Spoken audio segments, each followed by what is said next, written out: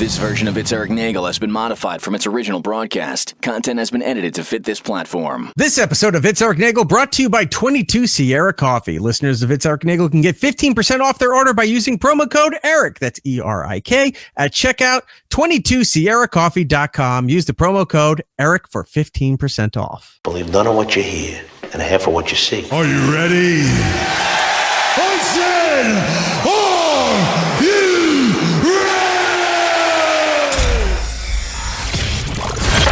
It's Erik Nagel. And it starts now. Ladies and gentlemen of the universe, the next voice you hear, it's Erik Nagel.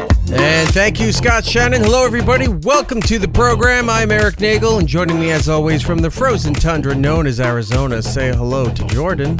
Hi, everybody. Do us a kindness if you're listening on the iHeartRadio app. Well, who cares about them? But thank you for doing that. But if you're on Spotify, Apple, any of those places, at your convenience, of course, do us a kindness. Go over there. Leave us a positive review. It does help out the program. And if you want to join us live each and every week, head over to our live rooms on YouTube and on Twitch, all under It's Erik Nagel. You can find us there. And if you miss all of that stuff and just want to watch the video at some point in your life, everything will be available for you up on It's Erik Nagel on YouTube. There we go. Hi, Jordan. Hi, Erik. We both look very disheveled, unshaven, unkempt. I mean, that's normal for me. I know. You slept for 47 hours. I did. We were supposed to do the show the previous night. Yes. And I had realized I hadn't really slept in 2 days. And that's not even exaggerating. I think I had a total of an hour's sleep in 2 days. And I think it was early in the afternoon. I said, I don't think I can function to do a show tonight. And you're like, all right, well, are you available the next night? Yeah. All right, give me a couple hours. Let me see what we can do. And then I wrote you. I said, there's no way that show's going to happen. Right. So you told me that probably around 11 a.m. Arizona time. So 1 o'clock your time. I didn't hear back from you until this morning. Like, you were gone.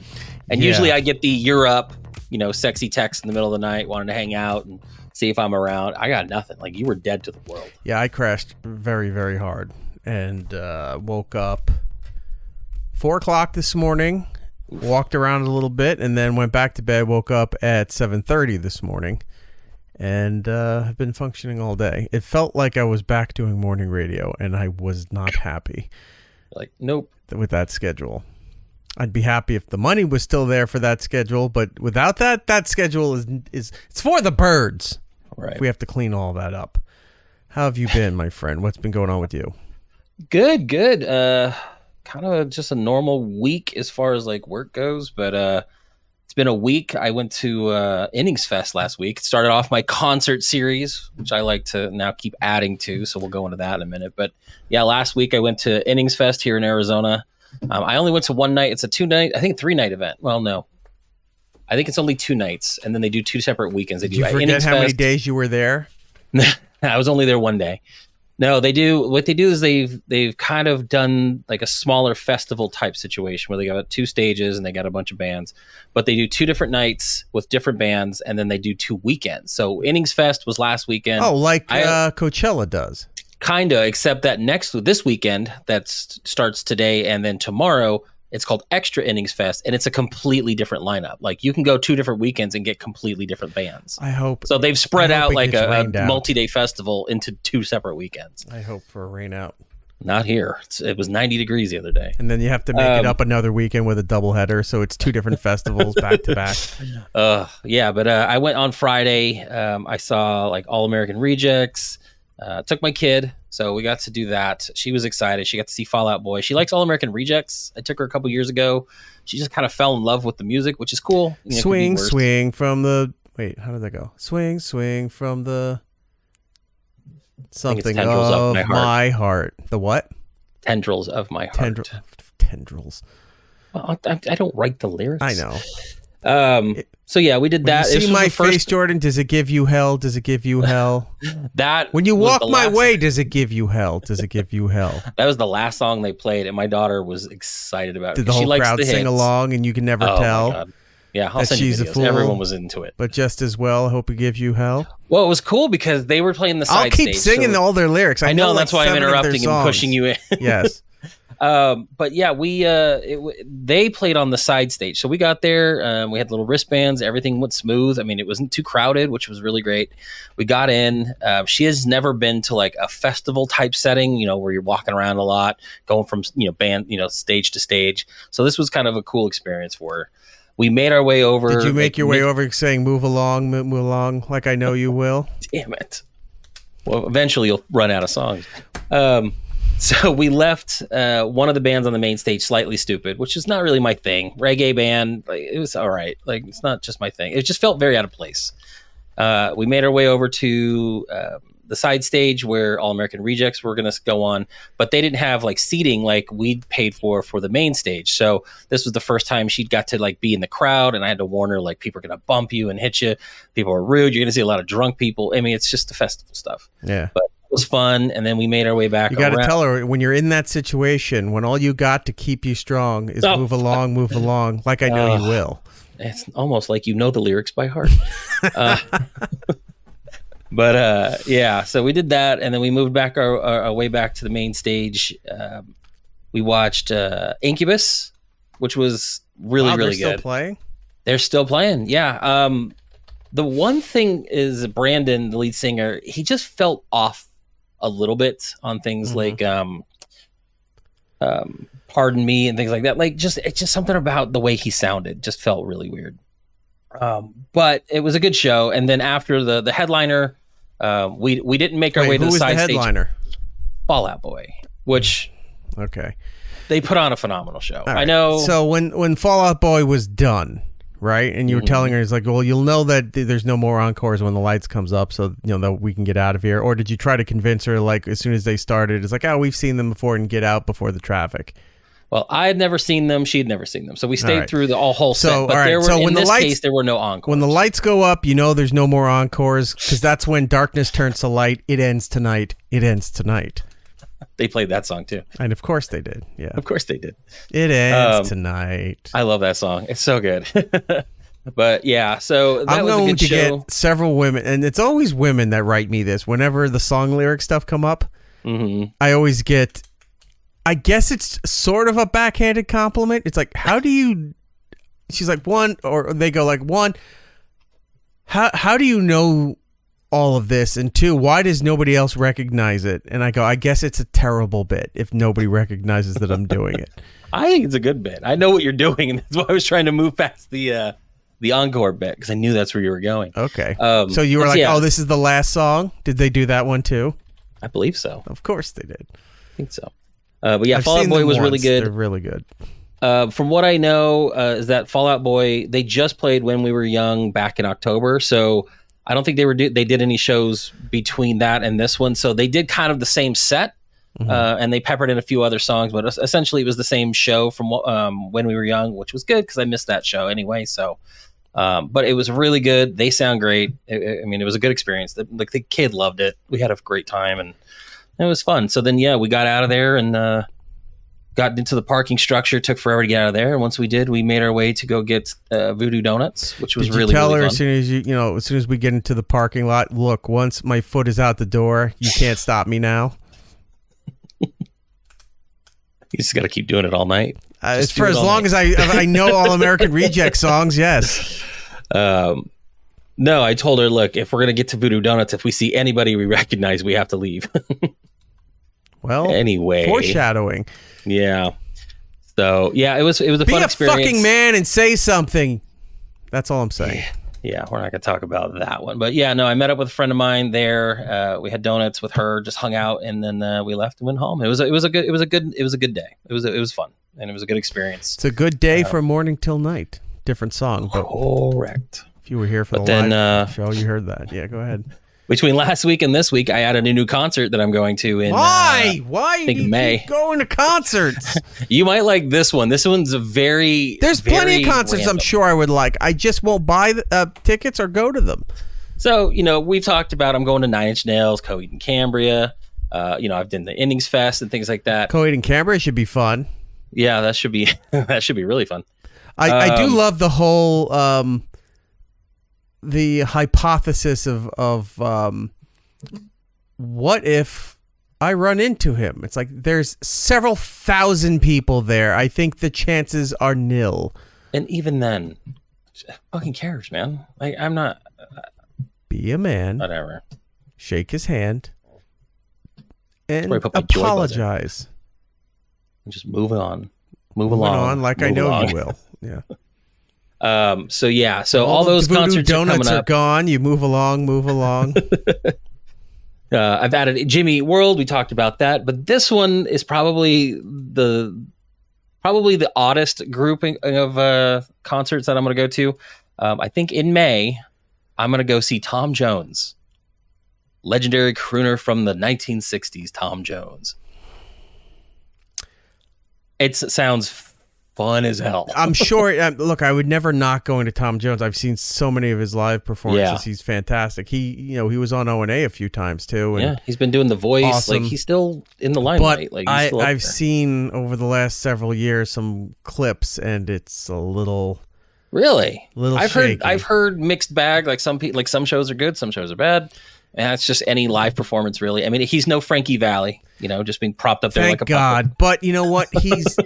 He's got some of that old timey mystique around him. Yeah, where I'm gonna throw my underwear up there. if he stop, I know he loves doing it. I'm not saying tell him to stop, but like he would listen. But if Tom, if you're listening, if he stopped, I'm calling him now. If he stopped, nobody would give him any shit for it. Well, it's like, I mean, why aren't you when still out there performing? He could do movies. He could do TV. I'm like, not like full-time television, but he could. Hell, they're going to do another Ocean's 11. oh, that'd be great. If he Yeah, showed put up him in there as who's the one? Elliot Gould passed away. I love Elliot Gould. So if they had to find somebody else that was like Elliot Gould, yeah, he would be good in that role. I think that would be fun. yeah, maybe it's his brother. He just wears the same glasses and the smoking jacket. So the sweat. He just has the jogging Irish suit. cap on while he's doing it. Yeah, so that's going to be fun. I'm excited for that. And then I actually, and we'll go into it a little bit more later in segment 2. Right. I may be adding another concert that is coming this year. I might be going to go see the Wu-Tang Clan. I know. And there's a reason why. I And saw will them talk about it live. later. Did you? Yeah, many years ago. They had a big. I don't think they do it anymore, but they had a big rock hip hop concert. They used to call Rock the Bells. I've heard of it. Yeah. Right. So the big closer at that Rock the Bells that I was at was Wu-Tang Clan. Now, was it original lineup as far as you could get, or was this like, a couple of the members kind of taking the name going on? Because no. It was all. I don't think ODB was there. I don't remember if he had was. he passed yet or not, or when did he pass? oh, I don't remember. I mean, this was. If only we had some kind of device that I'm we looking could right now. use to come up with the answer effectively. Just use your All American Rejects lyrics generator. Old Dirty Bastard died in 2004, so it's been. No, he was not it's there. Been over He was 20 not years. there Yeah. yet. But the whole lineup was there. I know because Method Man was there, and he had performed earlier with Redman. Okay. Which I can't believe there are people that don't understand that Redman was not part of the Wu-Tang Clan. Yeah, but, well, because you see him, like, what was it? How High? Yeah.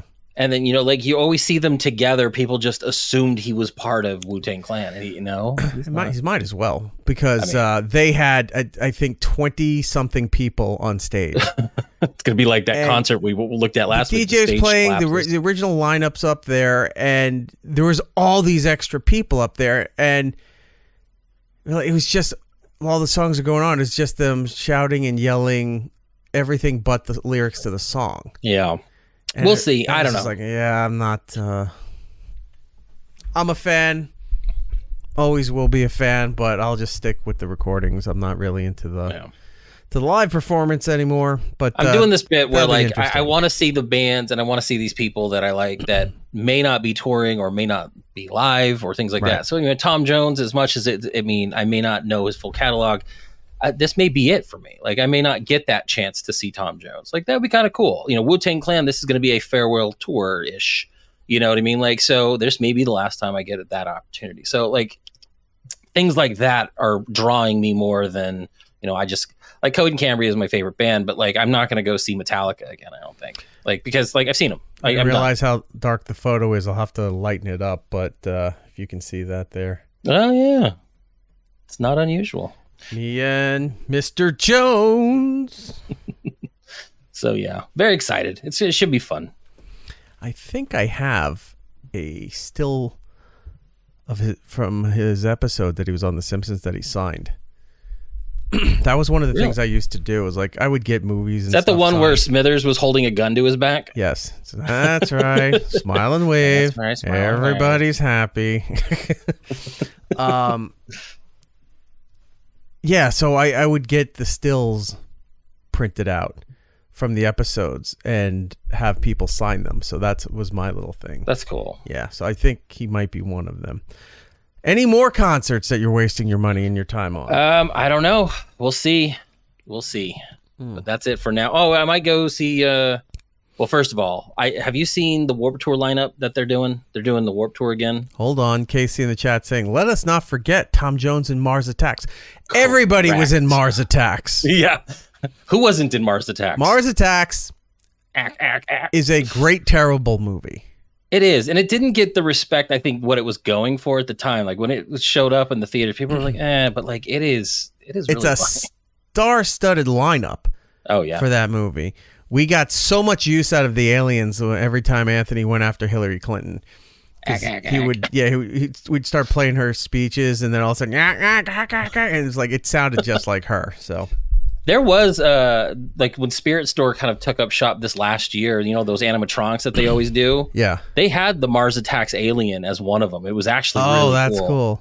Yeah, so that would have I just remember the scene where they were addressing the world from the floor of Congress. Uh-huh. And they vaporize half the room, and it just cuts to that old couple where the old lady's laughing. She goes, "He just destroyed Congress or something." It's so funny. So I got to go back and watch that. Yeah, movie I might have to go watch Mars Attacks. Wait, who else is it? Isn't everybody's in it. You got Jack Nicholson. And which Benny, Bond is in there? Is it Pierce Brosnan? Yeah, Pierce Brosnan's in it. Okay, yeah. Yeah, Michael J. Fox there, Jessica Parker. Like it is a huge cast. It was meant to be an old-fashioned campy movie. It's like a send-up of like the old 50s, like all that stuff. Almost like an Ed Wood style movie, you know? Right. I'm gonna have to go back and watch that. That's a great idea. Watch. All right. Well, you had a lot of fun. I did. Wasting your child's inheritance or your children's inheritance. They'll eat when I'm dead. Correct. You took her out to donuts and other things. I did. And then it was just a little odd. You sent me this other clip too, because every now and then we share about our lives, what we do with our kids, and like I'm out here with the kid. Oh, I'm out doing. You coach volleyball for your daughter's team, and you're very involved in their lives. Sure. And you sent me this. Court video. ordered. Yeah. It's legally required. Yes. He still doesn't remember her name. He has it written on his hand every time, but. You sent me this video, which was kind of cool. I was like, oh, they're doing something together, but it's a bit odd here. Okay, guess what?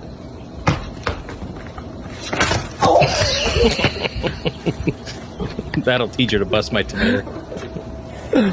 Dang it. And for wearing those dumb Crocs. She does wear Crocs. I get mad at her when she does it. I was kind of hoping that right into her face would hit her face, and she falls right into that koi pond there. That you just see like teeth fall out. Oof! But the slow mo is the best part, right? Let's do that again.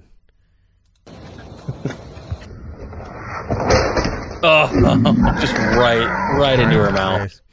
So yeah, there's that weird trend where people were putting rubber bands around watermelon to see it sever in half, and they always go the wrong direction.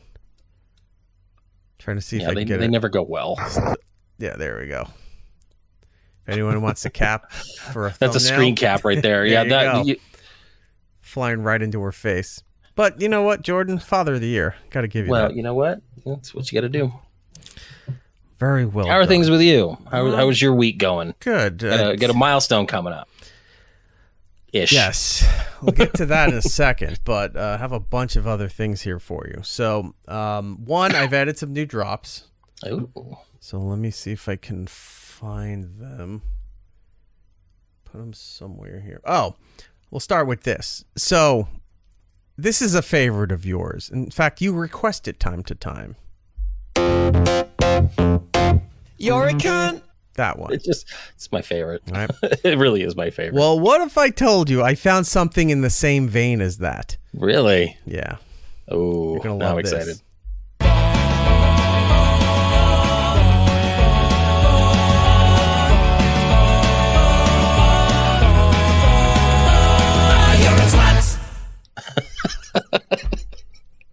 Yes.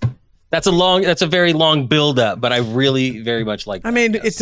That's a special occasion one. That song is almost 80 years old. What was it, in the 50s? Yeah. Yeah, At the Hop. That is pretty good. Who is it? Danny and the Juniors? Danny and the Juniors. Let's see. Look that up if you could. Yep, on it. Danny and the Juniors. Yeah. Look at you fucking weirdo. Many a day sitting in the car listening to I was going to say, your dad was into all that CSFM kind with of my stuff. dad. Yeah, 1957, At the Hop. Yeah, so Danny and the Juniors, but it's worth a second listen to. The build-up's fantastic. It is a long one.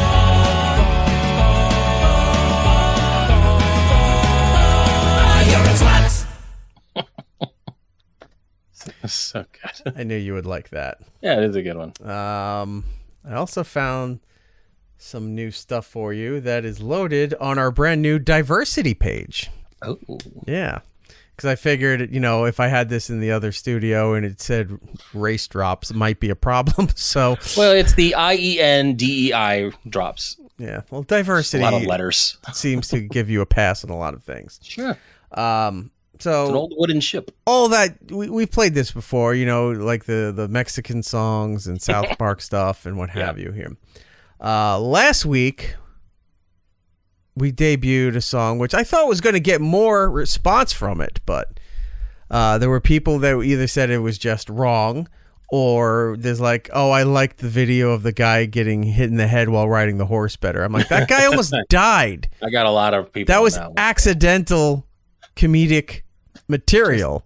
Still hear the thunk in his face. So the one I'm talking about is this Beatles cover here. I wake up to the sound of music. Mother Mary come to me, speaking word of wisdom. Ready be, Everybody. ready be, ready be, ready be, yeah, ready be, yeah. Whisper a word of without wisdom. seeing her Ready face, be. it does sound like Cartman. Like now I'm just getting Cartman vibes. Hold on. So mad. I had somebody say, it's like, why the Big jump one. cuts in the song? And it's like, well, there's a little thing called copyright infringement that happens on the internet if you play the whole things and it gets detected. So We're covering our ass. when you make some cuts, she figured it out so that it doesn't get flagged anywhere. So it's considered a parody or karaoke, one of the two. Yeah, so. I think it's parody. By the way, her name is Lee Ravely, and she's from China. Okay. She's a Chinese sketch artist, influencer, all of those things. So she wasn't being serious in her rendition. No. This was more for sure more. No, parody. that's how she sings. Well, then that's just Because I was going through a lot of her stuff and I was very entertained. But she has this one song. I don't know if it's a real Chinese song or if she made it up, but she got like hundreds of millions of views really. for the first time she did this. Then people were requesting her do it at different locations. Was what's her name again? Lee Ravely. So Lee. Yeah, Ravely, all one word. So she has this song called Tang Hulu, and she would do the dance and the song in different locations because people just wanted to see her do this weird song and this weird dance that she does with it. She's big on TikTok. This is the song. Yeah, she's huge on TikTok. She's huge on Instagram, and then whatever the Chinese app that we can't access here. Red Note. That we can't. They have something like Twitter that we can't access over there. Got it. Maybe Red Note. I don't know, but I know they have some programs that we can't access. This is her big song.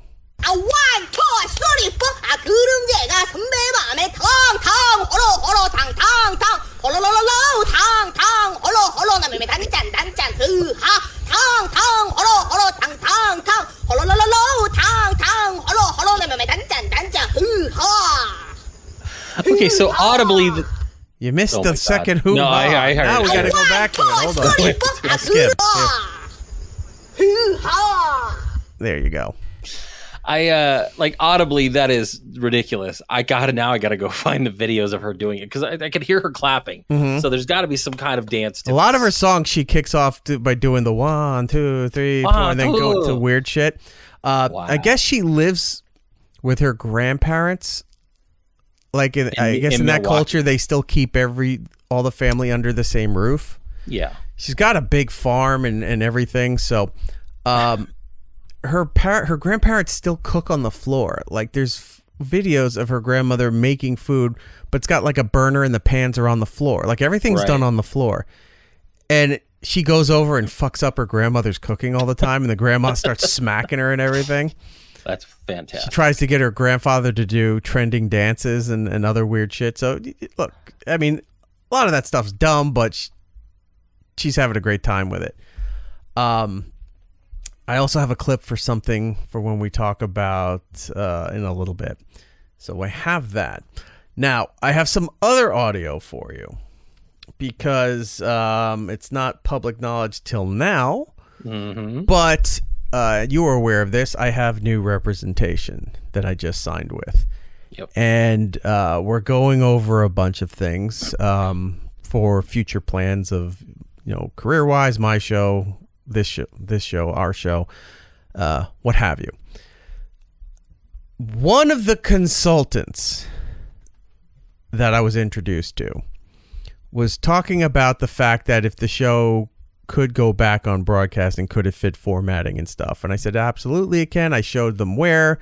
They looked over past episodes, and obviously the notes is like, well, you got to cut back on the profanity. It's like, yeah, that's fine. I know. But we don't really, it's not a lot. But they say, well, you haven't been on broadcast in a while, so you get used to other things, because most of broadcasting isn't even on FCC regulated broadcasting anymore. So it doesn't matter, but I get it. So going through meetings and other things, and they like how we have some staples to the show. And they said it's a bit morbid, but they were into the This Week in the Disasters, celebrities that died. They said, what do we have that's positive and uplifting? I said, well, we have the consumer, but a lot of that is just us shitting on bad junk food. Bad food. But I was thinking about it, I'm like, I don't know what we have that's really positive, that's really uplifting, whatever. So, going through old episodes, they asked what happened to Gillis. And I said, well, Gillis left, September? Yeah, I think around October a year ago. Yeah. So 2023. Wait, he left in 23? Yeah. I thought it was... Wow, it's been over a year. Man, I have no concept of time anymore. Give or take, 2023. So about Gillis, they liked a lot of what Gillis had to offer to the show. And I said, well, yeah, but he left to pursue other interests. And by the way, I think we've mentioned time to time, he's doing very well. He's doing great, very well with his other ventures. So very happy for him. Mm-hmm. They liked the way he chimed in, and if you've listened to the show for many years, he's very punny. He's so punny. Very punny. So they said that's something that, is missing from the show. And I said, well, that's okay, because I'm not going to pretend we come up with puns in the moment, but we're not thinking of just terrible things to say like Gillis does all the time. It just comes, right? It's almost like a second language to him. It just comes right out of his mouth without even thinking. So a bit was created to try to appeal to younger audiences by including the puns and stuff, because the younger audiences just like schlock and anything that looks good on camera. They don't care what it is. A lot of the times they're doing old bits, like even before morning radio of the 80s. They're like, oh, this is brand new. Nobody knows about this. And like, that's a Jack Benny or a Smothers Brothers thing. Like they found an old video, recreated it, and tried to claim that it was theirs. So they wanted some kind of stables. Could you try something if we put something together and all that? Could you try it on there to show that you'd be more sellable to broadcast radio? And I said, yeah, that's fine. So today we're going to introduce a bit, and it's called Singing Puns Because It's Fun. So I have a lot Mind of you, them. I don't know anything about this yet. No, I didn't tell you about this. So I have a lot of them to go through. So every now and then we're going to, I think the technical term is pepper them in through the program. Gotcha. Little interstitial things, maybe non sequiturs we can fill some time with by playing bits of this comedic performer who sings puns because it's fun. So let's try this. Singing puns cause they're fun. Woo! What does a pirate say on his 80th birthday? Aye, matey! I know this girl. She's like kind of a little thicker.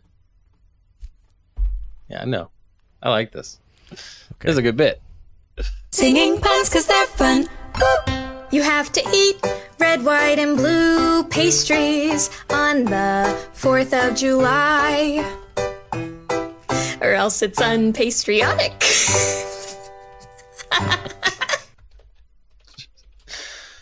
I love it. Yeah. Love it. I don't know. We'll play one after every plane crash story or celebrity death we talk about. I mean, that's the only place I could think that would work. Like poor Gene Hackman. Anyway, do. It's like, yeah, there we go. Yeah. Well, I think that's. I mean, they're kind of wholesome. They're kind of. They are. They're cute. I don't know if they're full punny, but they're kind of funny. Little anecdotes or I like 'em. limericks, if you will. I like it. Let's try another one. Singing puns cause they're fun. Woo!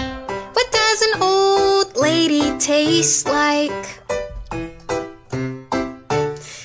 Depends. Oh. Well, that took a turn.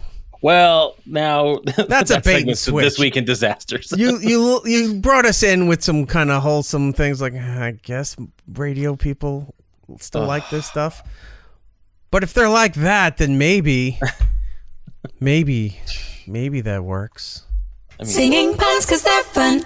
Woo! What did one piece of bread say to the other on Valentine's Day? I'm gonna make you crumb. like what? I didn't even hear it. She was laughing through it so much. She said, "I'm gonna make you crumb." Oh, gross. Well, they're just getting progressively more disgusting. I thought it was going to be a yeast joke or something, but apparently well, it could be still. She went another direction. Kool-Aid saying this is no longer uplifting. I know it's made a rather dark turn. He's eating an Italian hoagie. Oh, Kool-Aid. I'm guessing he's from the Philly area with the hoagie. They're heroes. Oh, or my gosh. What do they call them in Boston? Speckies? Spuckies? Ew. Spuckies. Spucky rolls. Is that what they call them? God, yeah. Boston's stupid. I reached out to those Boston guys. I'm going to try to get them on the show. Okay. I think it would be good to talk to them. If you don't know who they are, they're the Boston Deli guys. Yeah. That do all those videos from some dilapidated deli that maybe they own or actually worked at or something, but the bits are fun. All right. So throughout the day, or throughout the show, we'll be peppering them in with singable puns. What else was going on here? Oh, so you said a milestone's coming up. Yeah. Yeah. So My birthday is this weekend. The big 5-0. Good for you. No way. I'm not even close to that. I have a birthday song. Ooh. From our pal, Lee Ravely. 1, 2, 3, 4. Happy birthday to me. Happy birthday to me. Happy birthday, happy birthday, happy birthday to me. Thank you! Thank I you. always like that there's always that last bit she throws right in She's at the very end. excited about what she's very putting out happy. there. She's a brilliant performer. Yep, very excited to watch her stuff later on Right. while watching Mars Attacks. So, yes, got a birthday coming up this weekend. I don't know what I'm going to do to celebrate because you're at that point in your life where you're not throwing parties. Unless someone throws one for you, you're not planning your birthday party. You're not planning, let's go out to a restaurant for my birthday, or let's go do any of that stuff. You don't plan your birthdays anymore. Now, would you be open to that though? Like, I'd are be you very the type? open Because like to it. me, I'm like, I don't want to do anything. I'm fine with not doing anything. In fact, I'd rather not do anything. No, But, I'm like, very are you open to it because I love fine dining where I don't have to pay. That's fantastic. Right. So, you know, and Now- I have a threshold. I mean, we're not talking like, you know, a Chili's or anything. This Chili's is too. This Just is a gonna read the restaurant airport. where the menu's a little hard to read because they're actually writing it in Sanskrit or something, you know? So for those who have been listening, last year for your birthday, there was a request made. Now, are you going to be making a request this year for any kind of birthday desserts of any kind? Because No. last year was a huge talking point on the show. Yes. So what happened last year was people insist on cake all the time. I'm not a Right. cake fan. And, you know, short skirt and a long jacket just doesn't do it for I me. like cake. So they said, well, what would you like? And I said, you know what I would enjoy? Banana cream, like a banana cream pie or banana cream pudding, like the kind you get at like Magnolia's Bakery or something high quality where there's real chunks of banana, not just shitty banana pudding that you make at home and dump, you know, mushy bananas in it that you were saving to make banana bread because it was spoiling, but something of quality. Sure. Okay, we can do that. Now I'll have to pull that segment and put it together because with this week's segment. Because that went multiple shows. Like there It were did. literal layers, more wanna- layers than I would like your dessert was. Do you I actually think you might remember a little bit more than I do from the last thing. I remember that I sent you a care package of multiple Banana boxes products. of instant banana pudding. You did. to make up for. And the if those boxes, egregiousness. which I think were in the back of the pantry, if those show up to make this banana pudding, I'm burning the place down. Imagine that's what you're getting this year is last year's joke gift I sent you. No, I was told that I would get a nice banana cream pie for my birthday, which is, by the way, it's triggering a memory here. Of all your cream pies. Yeah, hold on. Here it is. Cream pie, trust me, you need this in your box. That's exactly what I was thinking. So, yeah, the thing was a disaster, right? All right. I remember it.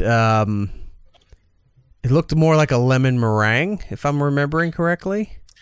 It almost looked like it was like a really weird layer cake of like cookies and various other items. And it had just that mountain of cream on it.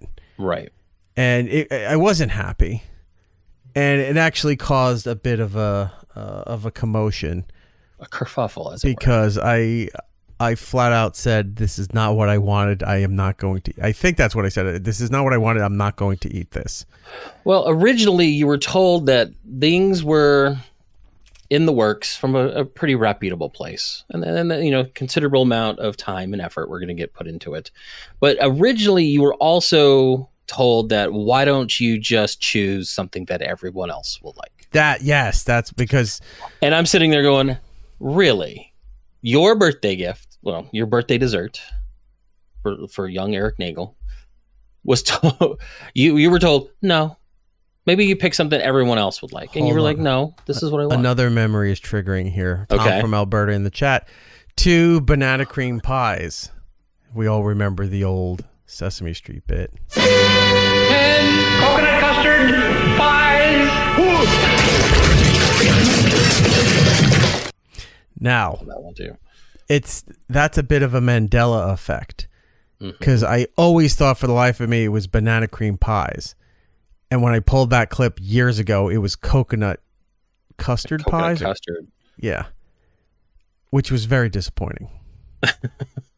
I don't know. If he was still alive, I would send him a tweet and tell Jim Henson to go and fix that. But alas, he's not with us. No, he's not. So anyway, yes, I didn't order anything that everybody else would like, and it turns out that I didn't like it either because the place you didn't get what you liked. The place said they knew how to make a banana cream pie, and they did not. It was a disaster. So anyway, yes, that caused a big kerfluffle last year. Have you made a request this year for that though? This year, I was asked, "What do you want?" And I said, "Well, certainly not." Last year though, huh?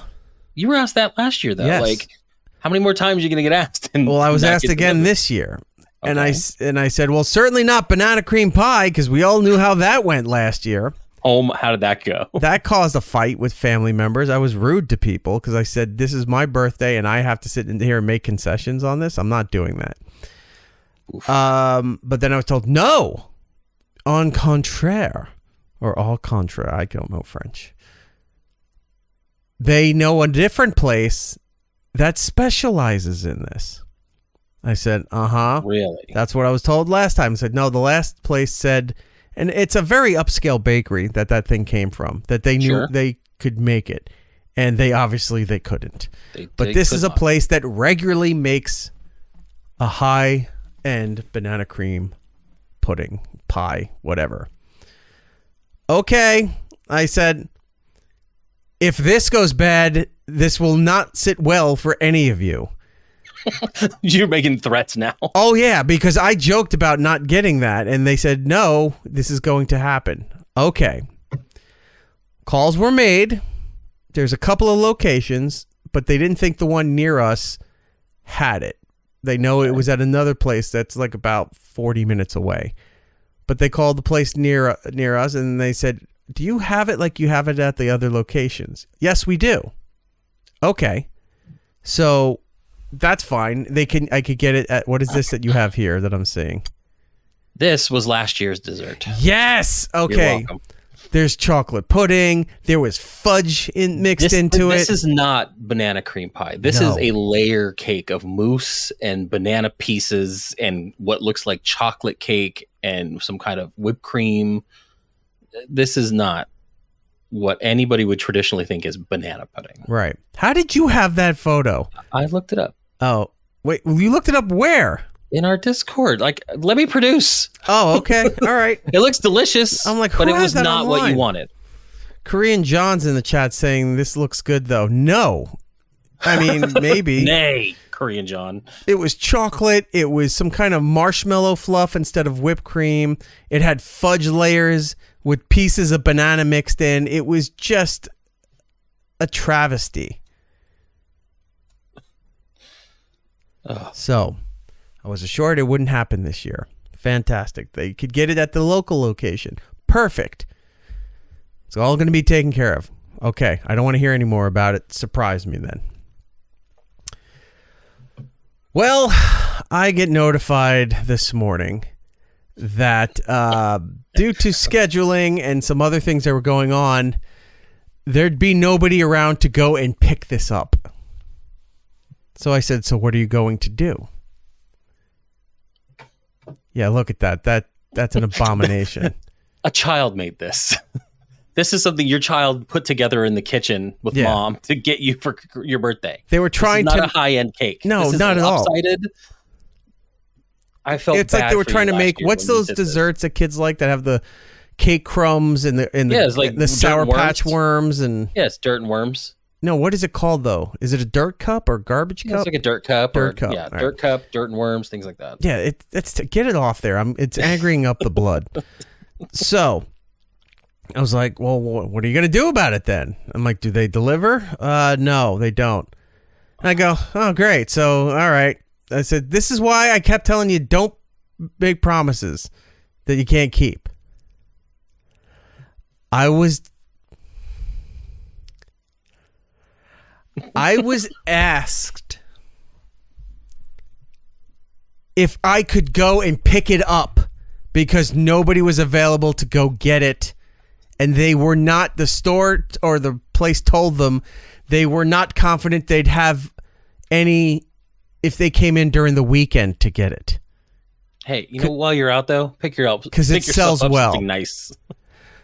So at 10:30 this morning, I am out on my way to pick up the surprise banana pudding for my birthday. Have you thought of just canceling your birthday? Just all together? I didn't even announce it or request anything be done. I was asked by various family members, what do you want? And I said, I'm good. It's, I'm just dealing with other shit. I don't need this right now. And then they yell at me because I say I don't want anything or I don't need to deal with this. I get told that I have to tell them something or else they're going to figure it. And I have to, because if I leave family members to their own devices, their gifts are not, the intent and the thought is there, but the quality of the gift is not. So I have to correct them and give them a path. It's how you end up with piles of gift cards from returns. Oh, yeah. Oh, by the way, a new one. You got a new one? A new one. Where is it? Well, you had a new one. No, I have it somewhere. Is it that? No. Jesus Christ. Look at all this. I still have Home Depot gift cards, Banana Republic, eBay, Bloomingdale's. Ooh, fancy. Walmart. What is this one here? Ralph Lauren. Yeah, there's a stack of Sheesh. Yeah, I'm playing poker with a Joker and some Uno cards over here. There's a lot of these things. So anyway, so you're just start tipping people at restaurants now. You're just gonna palm them a gift card. Right. So I had to go pick up my own thing, right? And again, this is the first I'm hearing of this. And we talked last night. Well, the night before. Wow. There were some other things which I'm not going to get into. Okay. For the special day that also was texted to me and asked if I could stop by another place and pick up these items. Were these like gifts or like decorations or food? It was food. Okay. And drinks and other stuff for people coming over. So you're planning your own party. I'm not planning it. I am the gopher. You're the driver of your own party. Ugh. So, let's just say, I can't wait till next week. The person who gave me their card, not the physical card, but the number, the card numbers and everything, so I could call ahead to place the orders, or they called ahead to place the orders. Oh my God, I thought you placed your own orders too. I'm like, man, you're not the gopher. You're literally doing the work. No. But I said, cool, can you give me the information in case I have to confirm it? Oh, yeah, okay. Now, obviously, this person who ordered the stuff's not here, not in this area. So like, yeah. I said, well, can I have the information? I need the expiration, the 3 digits on the back of the card. Sure. So this way, if they ask me, I can confirm the last 4 digits and whatever else. Yeah, that's fine. Great. As punishment, I called ahead and ordered several other things. Get yourself something nice. Oh, yeah. Several other things that were not intended to be purchased. Does Rob know you still have his card number? Were purchased. Shut up. Yeah, so I indulged a little bit. Good for you. And then maybe there was a last minute idea of calling ahead and doing a pickup order to Jersey Mike's. Using the card. So not only did I use that card to a little bit of excess at the other place, I was like, you know what? I haven't eaten today. So I went and got an Italian hero from Jersey Mike's. Good for you. I didn't tell them. I just sent a text confirmation that the items have been retrieved and thanked them. And I'll wait until that statement comes around because we're at the beginning of the month, so I'm sure it's going to show up. Right. And then we'll see. We'll deal with that when it comes, but there will be no compensation. In fact, I considered it's a tax. So good for you. That's what happened. Yeah, that's your tip for being an Uber driver for your own birthday stuff. Had I had the physical card, I probably would have went and filled up. Sure. Now that I'm thinking about it, but I didn't. Gas so is not cheap. I had to call ahead, essentially admitting to credit card fraud. But we'll cut this out. It's in the family. I don't care. It's fine. Oh, I mean, it sucks, but good for you. And it just there's so much more that's going to and can happen, and I'm looking forward to it. Correct. Now. I feel so bad every year. An older family member sent me an email. A lot of older family members still do cards. I've had a history of telling you about what a waste of time cards are. Unless they're holding cash or a gift card, the sentiment is lost with a card because you're just out $8 from Hallmark. It's garbage. Everyone's like, no, people love cards. They don't. Give a card to a kid. They open their present. There's nothing in that card. They throw it on the floor. They're opening the present. They give a zero. Over the shoulder and going to the next big box. So digital cards became a thing. Mm-hmm. And that's from family members, again, who were not around. A lot of the older ones still send cards, which is very nice. I'm not, unappreciative of any of that. But the digital cards are interesting. They're just, you're clicking and there's animations or songs play or whatever. It's like an Evite. Yeah, that kind of thing. Yeah. Well, remember Jib Jab? Remember that was a thing for a while, and people would had a thing where they can take your photo and then it would animate your face dancing on elves or the presidents of the United States, whatever they were doing. God, what happened to that? Right. So I got sent a video from the same service that they sent me one last year. Now, I'm going to show you both, but I'm going to do it in reverse order because I think last year's was far superior to this year's. Okay? Okay. Now, also want to keep in mind these people apparently love me. Have to preface with they have no choice. As why they're doing this. And Jib Jab's still around, by the way. I just looked it up. Crazy. All right, I'm getting ready. I'm going to hide my head in shame that this was sent to me as a birthday card. Okay. But here we go. The days go by faster and faster. The calendar turns another year past you. It's a special day for you to shine.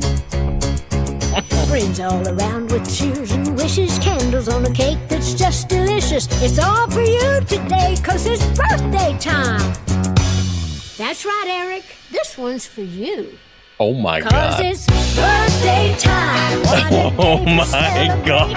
There'll be songs and gifts and some happy This is birthday time with your friends and your relations. It's a time for joy and happy celebrations.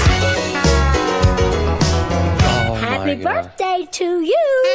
Happy birthday.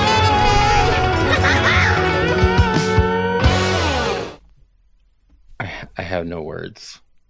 This is exactly how I acted in the privacy of my own home looking at this. It's like someone got you a cameo, but also decided not to have it actually personalized. I'm amazed my teeth didn't break from clenching my jaw so tightly. Oh, funny. And I love the Erik was there, but you could tell it was digitally added in. Well, it's an edit. I know. They go through and they say 100 something names. Happy birthday, so you could customize it. So I saw this thing. I go, what? Oh. So I went to go look it up and I saw the whole process and everything. I was like, all right. And that was this year's. That was this year's. Oh, what's last year's? I don't know why. Look, I have nothing against Dolly Parton. I like Dolly Parton. She's great. I like a lot of Dolly Parton stuff. I know weird shit about Dolly Parton that I shouldn't know. Like, there's a Dolly Parton song that is sampled for the bass line of Dennis Leary's Asshole song. I kid you not. Go, look it up if you want to find the name of the Dolly Parton song. We'll actually play the Dolly Parton song if you can find the name for that. But while you're doing that, let me show you last year's song or video. Now, this makes a little more sense based on the artist because it's somebody I enjoy very much. Okay. Him doing this is not, I mean, it's still a little cringe, but it's in the vein of what he does anyway, so it's not as bad. Okay. This was last year's one that was sent to me. Check the chat while you're watching this. Oh, hey Eric, how you doing? Al here. Listen, I know you're super busy. You got a lot going on. I really hate to bother you, but well, there's something I've been meaning to tell you, and I'm afraid it just can't wait any longer. Happy birthday to you. Happy birthday to you. Happy birthday, dear Eric.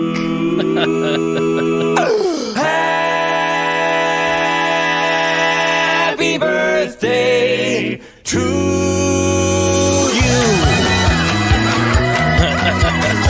Hey, it's your birthday. Gotta be your birthday. You know what I was told? You're never growing old. It's your birthday. Oh, yeah.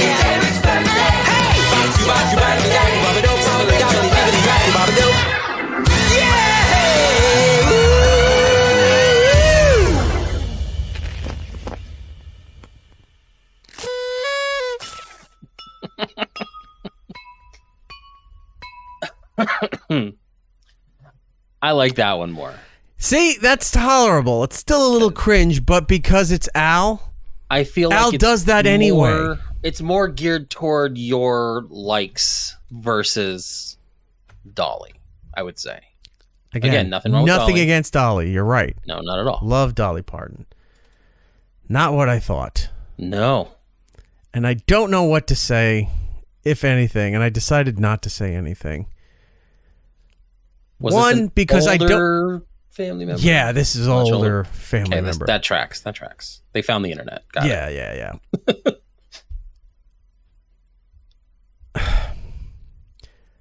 I didn't know what to do because, one, I was trying to have some sort of soul in me and be a human being and just go and say thank you very much. The sentiment is nice, yes. Right.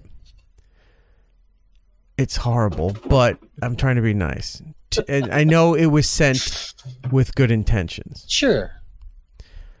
Did they ask if you liked it after they sent it? No, That's I said, the real key. I responded and said, thank you so much. I appreciate it. So you cut them off from having to get your real opinion out there. Got it. But part two, as uncomfortable as that first one was, is I want them to send me another one next year for my birthday. Like, who else is going to be doing this? I don't know. I got to see their inventory, but I want to see what they send me next year. Because then we can just do a super clip of all of this stuff. I did like the Weird Al one more, though, for sure. Yeah, but it sounded like that's something he would do. Sure. You know?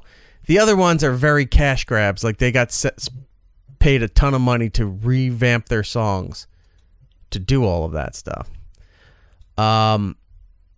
So, the other thing... going back a second, talking about Dolly Parton, that trivia I had. The song that Dennis Leary used for the bass line of the Asshole song, which, you know, if you don't know it, go look it up, but it's a fantastic song. It's one of my favorites. Check this out here. Bring this up.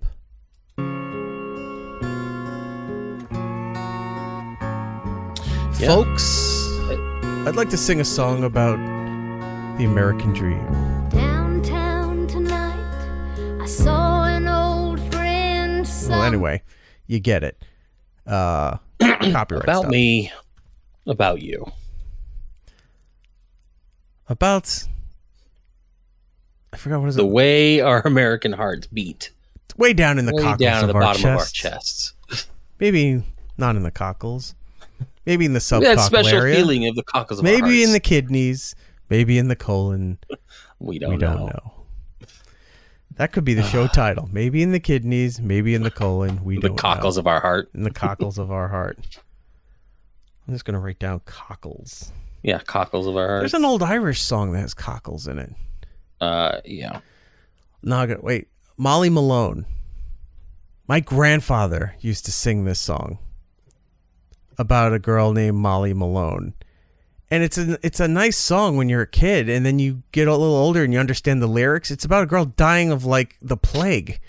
Right.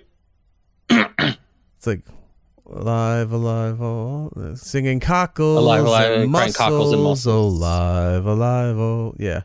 Now she was a fishmonger. Was For sure, yeah, 'twas no wonder. She was a fishmonger. It was no longer.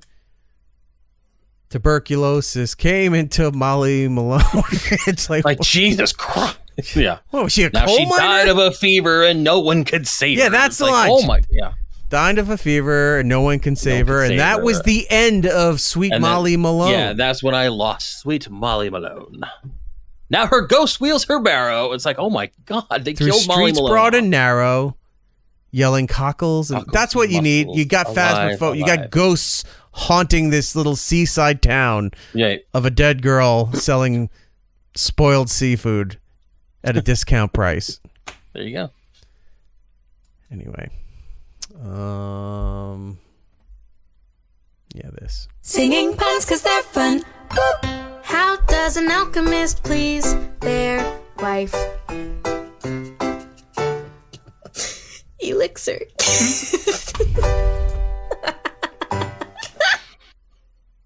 That's a good one. Not too bad.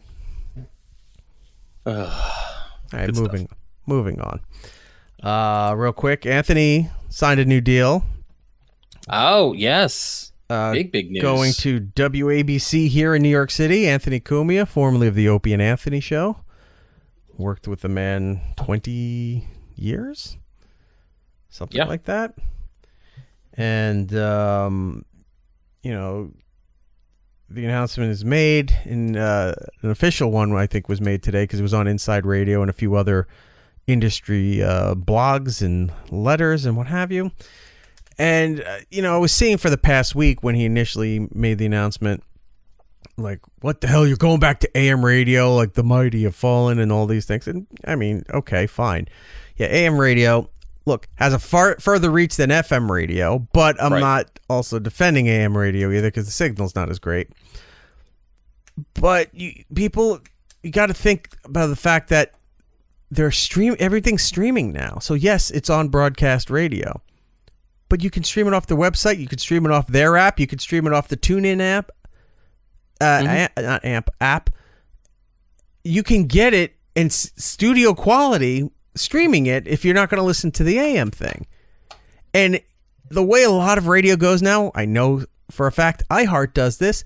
They don't promote. They want you saying, if you're listening in your car, give us a call. Or that. They don't want you saying that anymore. Now it's like they all run promos and say listening live. We do it. We have to say it in our thing. If you're listening on the iHeartRadio app, that's what they're pushing for. Mm-hmm. Same thing with the WABC deal. The streaming numbers are going to be huge. The app numbers, all that stuff. There's verbiage in there. They have a network of south of 400 stations that they can syndicate to. So there's potential for syndication as part of his deal. So that's pretty cool. Why wouldn't you look forward to that? So people have been having a field day clipping Opie's show, clipping Anthony's show in the past week. Ope's too dumb to realize he's getting trolled most of the time because people were saying they were making up shit. At one point, he's like, Ant says he's making over $300,000 from the deal, and Ope just lost his fucking mind. He's like, they only offered me $40,000. They're not going to pay him that. You think I'm going to be jealous of him on AM radio? Oh, good luck. It's like, all right, you haven't shut up about it every day for a week now.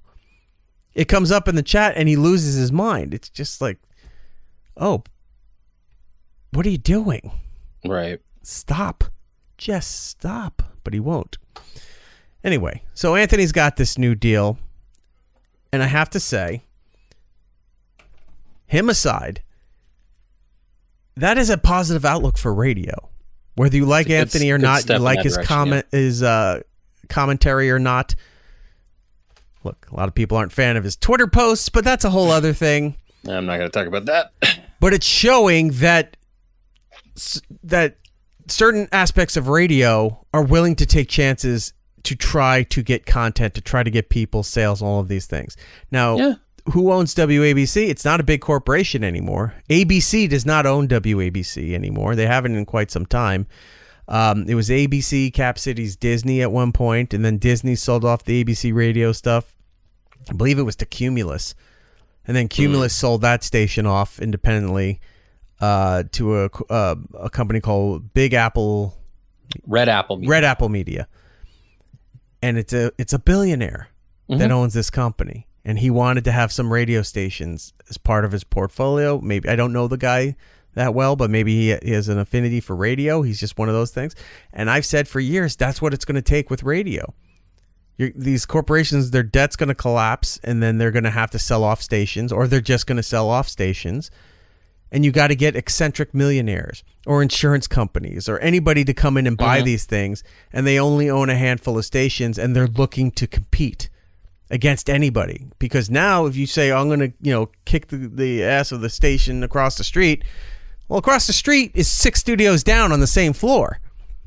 Because your cluster owns 7 stations now. And then the other company owns 7 stations. So the majority of your stations are owned maybe by 2 to 3 companies. So this is a positive step for radio, that they're willing to take chances on things again. They're willing to think outside the box. There's people who were dismissed for way less than what Anthony had to deal with over a decade ago with SiriusXM. For the slightest things that they got canceled for or got in trouble for.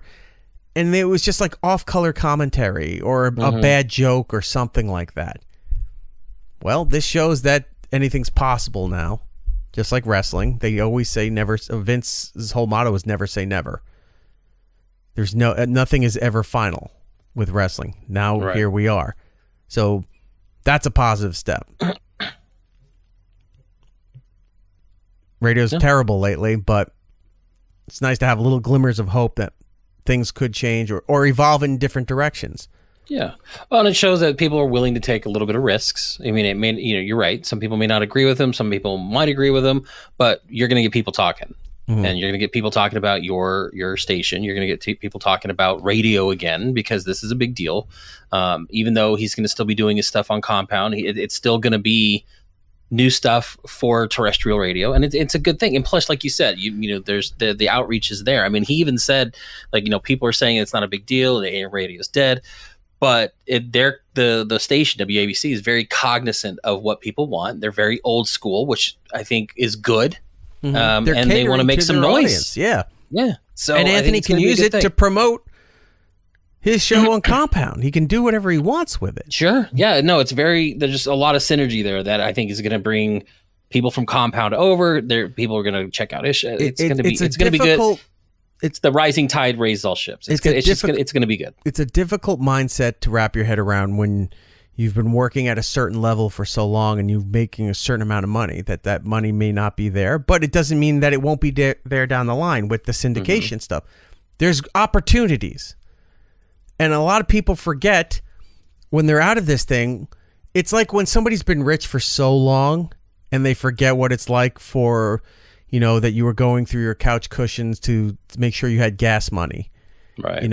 Or just, going to the supermarket and knowing what the prices of things are based on inflation, the economy, whatever, knowing what you have to stretch your money with, what have you. Yeah. There's opportunities, and opportunities may not pay a lot right away, but the potential is invaluable. of where you could go. Some other new opportunity could come because of this. Yeah, I heard you on this. Like I would have maybe not heard you here, but this is giving you a broader audience. And Ope's closed-minded, like thick-headedness of the money's not there. Why would I waste my time? Well, what do you got to do? Right. You don't have to worry about money, and you're worrying about money. So maybe, does he have to worry about money? I don't know. I haven't talked to the guy in it might be a pride issue. It'd be like, look, I was big, and I deserve big money now. It's like, but if there's a map of potential, opportunities, there's nothing wrong with taking steps back and go, yeah, I'm not where I used to be, but I'm trying something new or wherever. That's what creative people do. That's what people who have drive and whatever. How many times and you've seen it, like where people saying, who's listening to your show? Why the fuck are you even bothering? No one cares. We get that shit, but it's a lot of the old assholes that used to be fans of Compound or O&A or whatever. You're going to get that even if we were super successful, you would get that shit. Yeah. But we've been doing this show. We're in year 11 now for this. We have a company that's behind us and paying for this. The company the show hasn't missed a beat. I think it was like 3 weeks, maybe 4 weeks between Sirius and the iHeart jump.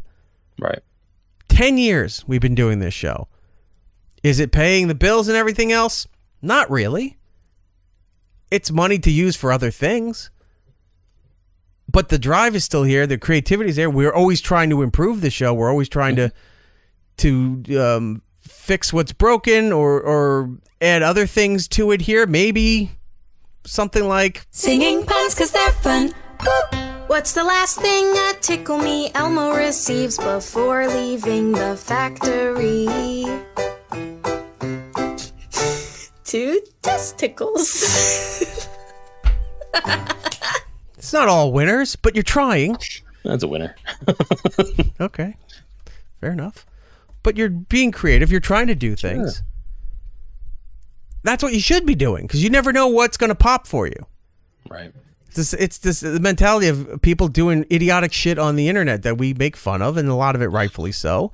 But then you see all those people doing stupid dance moves and terrible food reviews and all that thing, and they've got hundreds of thousands of people giving them hundreds of thousands of views, and they're making money off of that. So yeah, we can shit on them creatively for it, but you can't shit on the drive and in the gumption, if you will, for doing that. It's you never know what's going to get popular. You actually made a post the other day, I think it was on X, where you were looking at the kid doing the Fortnite dance that he did. The Katy Perry Saturday Night Live and Katy Perry was doing it, right? And then you're like, who the hell was watching this? And the amount of people saying, dude, this was popular. Like they kind of came in droves a little bit and pushed back on you for having that opinion. So what may not be popular for some are going to be popular for others, and that's why you do it. Like, who cares? Oh, I know it was popular. I just know it was terrible too. It was piss poor content. Yeah, but anyway, again, piss poor content can sometimes be what hits. Right. So taking the chance, I commend Anthony. He gives a shit, but I commend Anthony for the fact that he's seeing the forest through the trees on this and the potential down the line. But he also said something very poignant on his show. The clip's out there. You can go and find it. He still enjoys doing this. Yeah. He still enjoys doing this. And he also said, look, I'm fortunately, he's in a spot where money doesn't play a factor in this, where I can't do the job because it's not paying me enough to support my family or whatever the reason being. He's like, I don't have to worry about money. He's like, I'm very fortunate I don't have to worry about money. So I still like to work. I still like to do this. He's his words, he's not a retirement guy. He doesn't think he'll ever stop doing something. Yeah. That's the mindset. Sure. That's what you should be doing for all of this stuff. And I don't know what happened to Ope that he's sunk even lower, that he just resents everybody else, resents what made him famous, made him that money, made that lifestyle that he has. And he's just willing to sit there and wither away. Just be bitter he is withering away. Shit. If you look at some of his clips recently, I've seen him. I've seen the recent ones. He looks like Poop Deck Pappy, who's Popeye's dad. He's wearing that wool cap. That's a pull. He's old. I mean, that's a centuries old pull. That's what I'm saying. He's wearing the wool cap. He looks very frail, and I didn't notice this until I saw a clip going by. His lips are wine colored, and they're not Poop from. Deck. It was just Popeye with a white beard. Yeah, but more disheveled because he was older. Yeah, you know. It was so good. His pants were like sagging. Oh, it's so just good though. At this but point, you're right. You know, I mean, besides the videos I did with Carl for a couple of things, if people say, "Do you still talk to him?" or "Do you want?" I don't. It's not even sad anymore that we don't talk. It's just I don't think about it anymore. Stuff keeps coming through my field of view because of social media. Yeah, people bring it. You just to our pick. attention You got to a lot. pick and choose whether you're going to react to it or not. But it's just. It's went from sad to pity now. It's like you don't have any desire to do something. You're constantly looking at every excuse to why not to try something new. Why not? It's obviously not working. Yeah. So why not try to do something else? Why not try to improve that stuff? For a long time, there were people, me being one of them, that was willing to talk and put things aside several years ago to help him redesign, build a studio, build an infrastructure, all of these things. Wouldn't do it. Wouldn't do it. It's mental illness. It's some kind of deterioration of his self-esteem. It could be anything, but there's no sadness anymore. It's pity now.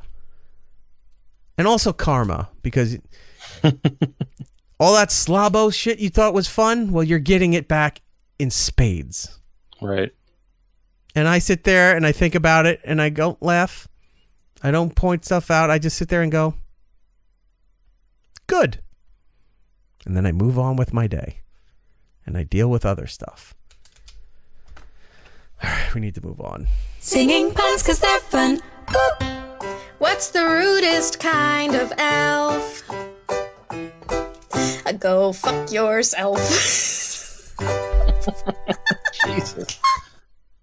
It really has taken a dark path, which was supposed to be a wholesome morning radio bit. Right. All right. Moving on. Hold on a second. Kay Rogers was asking, did you mean Poop Deck Pappy? I think that's what you said. I said that at the beginning. He might have caught it later when I was talking about Popeye's dad.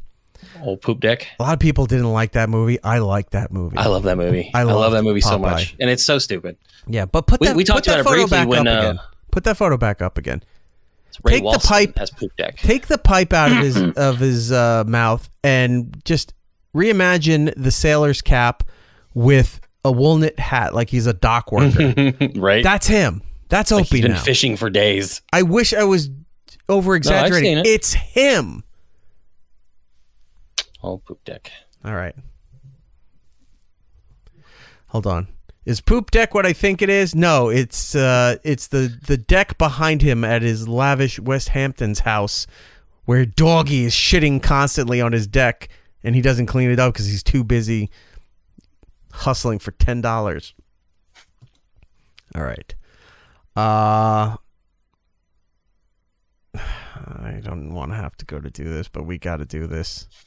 Well, both segments are depressing. This is very depressing. We're going to have a lot of puns going to be buried into you people after all this. All right, we got to do These Are the People That Died. Oof. People who died. All my friends, they died. There we go. Erik Nagel's black and white photo in memoriam. A lot of celebrity deaths happened. This is a big one. And I added one that you forgot. So we'll start off with, for this audience, the more noticeable one. Right. Michelle Trachtenberg.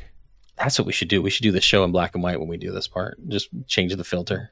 Have the Grim Reaper just kind of leaning over the in the background. Like that. Yeah, so I'm like, oh, all right, I'll work on that. We'll work on that one. Michelle Trachtenberg. We gone just at the age of her. 39. Now, she literally came up 2 weeks ago. We got a lot of messages through social media. Like, what the hell? You just talked about her on the last segment. I'm listening to the show. I'm at that part, and this happens here. So she passed away. Mm-hmm. What happened was the actress underwent a liver transplant within the last year, but her body may have rejected the organ, according to sources who said she died of natural causes.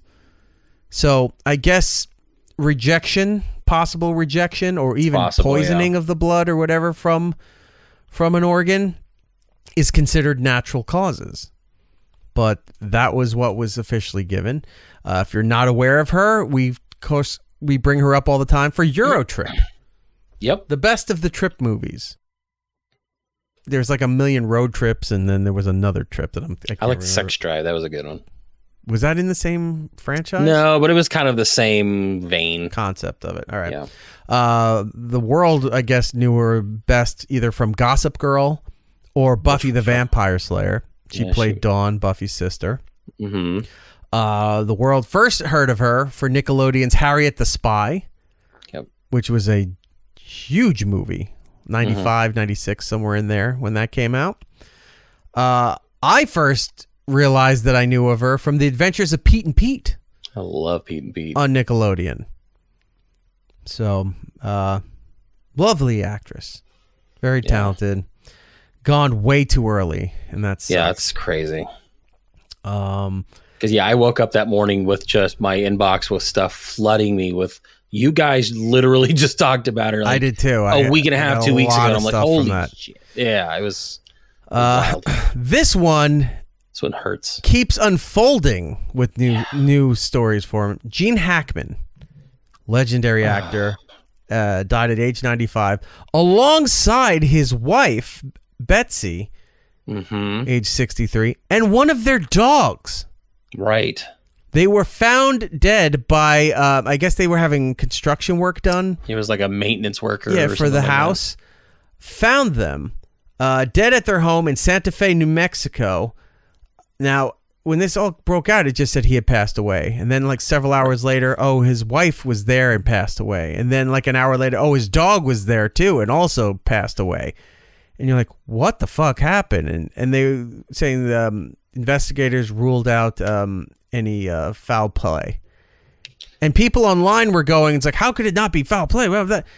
Now, I was saying in some threads, because why am I in TMZ's threads? Because I had nothing to do. So you're bored. I wrote there and I go, nobody ever thinks of carbon monoxide asphyxiation. Yeah. That could wipe out everybody. I mean, that happened to Weird Al's parents. They didn't adjust the flue on their fireplace and they died from asphyxiation. It was literally a plot point in The Penguin. Oh, right. The entire family with the gas in the house. Yeah. The pangolin. If you see me coming, best get out of my way. The pangolin is swinging back the other way. So I thought that it had to be that, because if the wife, him, and the dog were laying there together and stuff like that, and there was no foul play, it seems like, it's been unfolding. So it seemed at the time, asphyxiation adds up. Sure. For all of that. Well, I mean, I've seen people saying, well, she did it. Or, whatever. It was like a murder-suicide stuff. But then as more details came, and then I'll get to you, sorry. No, that's fine. Then more details came out that I don't know if this was 100% confirmed, but they found pills laying everywhere. Yeah. Where they were found dead. And they were mummifying. The wife was in the process, her hands and I think part of her face were starting to mummify. So he had a pacemaker. So they were able to, track when was the last time it was functional, things like that. They had been there for little over a week before anyone found them. Jeez. So the last time his pacemaker was working was like February 14th or 16th, something around there. Right. Then the news came through. They were in separate rooms. He was in like one room. She was in like the bathroom. So they weren't found together. They weren't even found together. And then like the dog was in like the closet of the bathroom. Like they were all separate. So it wasn't like, they all died in bed in their sleep. That's new to me. I didn't know that. Okay. Yeah. So every day something is coming out. Obviously they're going to do toxicology. They're going to do all that stuff. I did stuff, hear this morning on one of the news stations that they said that when they're talking about him, his wife, his dog, but the other dogs were okay. They apparently have like 2 or 3 other dogs, and they were fine. Right. So people are now trying to figure out, well, how did this one die with them, and the others were perfectly okay? Well, it was one of the other dogs, clearly. It looks like the it was Santa's Little Helper who shot Mr. Burns. No, it looks like that. Was it the Saturday Night Live thing where the dog holds up the gun? Yeah, and starts shooting people. Yeah. Mm-hmm. Or Toonses. Yeah, I was thinking Toonses as well. So this story is still unfolding. It's going to be a lot of stuff coming out over the next couple of weeks, but no official cause of death really. It's just crazy. Like when I read that they were in separate rooms, then like I could say like, oh, they were in bed, and okay, yes, maybe something did happen. They passed in their sleep or something, because she was considerably younger. He was 95, she was like 63. Mm-hmm. So that was, people could say like, oh, maybe he died, and she was so sad and overdosed. No one knows. There's pills everywhere. They don't know what the pills are for. Some of them could have been for high blood pressure, for all I know. They're not releasing the name of who was on the pill bottle because of personal records. It wasn't one of them. They're not releasing the name. No, so it may not even be their prescription. That's what I'm. Yeah, I'm asking you. Do you think it wasn't one of their names, or are they just doing it because they have to legally? They may have to just for privacy reasons. All right. But yeah, separate rooms is what's freaking me out. I was like, okay, again, same room. I can see. You're right. Carbon monoxide, something happened, gas leak, whatever. But they were in completely separate rooms, and I'm just like, oh, what a terrible legacy. This is going to turn into one of those true crime podcasts or a movie or something. Yeah. Yeah. For those of you out there that may not be familiar with Mr. Hackman's work, here's some of the things that you may either recall or maybe we draw your attention to go and see. Now, I did see a lot of media kept saying The French Connection, which is a 1971 movie. It's one of his big ones. Right, but he's had other bigger properties, something more recent, too, that, a younger audience might want, recognize with it. But, all right, The French Connection, 1971. The Royal Tannenbaums, the only movie I ever walked out of a theater. Really? Yeah, we talked about that. Remember? And we said you should go back and watch it. And I said, yeah, I think at the time, I just I don't know what the fuck's going on here. Yeah, his movies are hard to watch. It was like 10, 15 minutes in and I left. I was like, this is terrible. That's one of my favorites, though. That was from 2001. Crimson Tide, one of my favorite submarine movies. Love it. 1995. Wyatt Earp, the previous year, 1994. Unforgiven, which is a big one. Probably 92. One of the more famous ones, yeah. And also he was Lex Luthor in Superman's 1, 2, and 4. He was not Miss Tessmacher! Yes. Miss Tessmacher! He didn't look like Lex Luthor. He didn't fit the mold. He wasn't even bald. There was no reason for it. I was going to say, the whole first movie had hair. Yeah. It wasn't until the second movie they made it like he was wearing a wig and it would come off every now and then, but he'd still put it back on. I'm like, okay, so dumb. This is what we're doing here. Good for him. Well, that's a tragedy that's unfolding right now. Yeah, such a bummer. So we'll update you as he was an Enemy of the State with Will Smith. I like that movie. I don't think I ever saw that. Yeah, I liked it. Played Brill. Moving on, a very important historical figure, Clint Hill. If you're not familiar with Clint Hill, former Secret Service agent who was there during the Kennedy assassination. There was no cause of death revealed for Mr. Hill. But he was the agent that leaped onto the back of President Kennedy's vehicle. He actually was assigned to protecting, his role was to protect Mrs. Kennedy, Jacqueline Kennedy. Yeah. And once the shots hit Kennedy, he hopped up and pushed the dead body down into Mrs. Kennedy while shoving her down into the corpse and hopped on both of them. Yeah. As the motorcade sped away to get him to the hospital. They released the files and all of a sudden he dies. I think conspiracy. They haven't released the files yet, though. I thought they did. No, they barely released any of the Epstein stuff. Yeah, well, there's a Trapper Keeper out there that I need to peruse. It's got Lisa Frank and a unicorn on it. It's fantastic. Love it. So we're on the same age demographic. Clint Hill that's passed crazy. Away.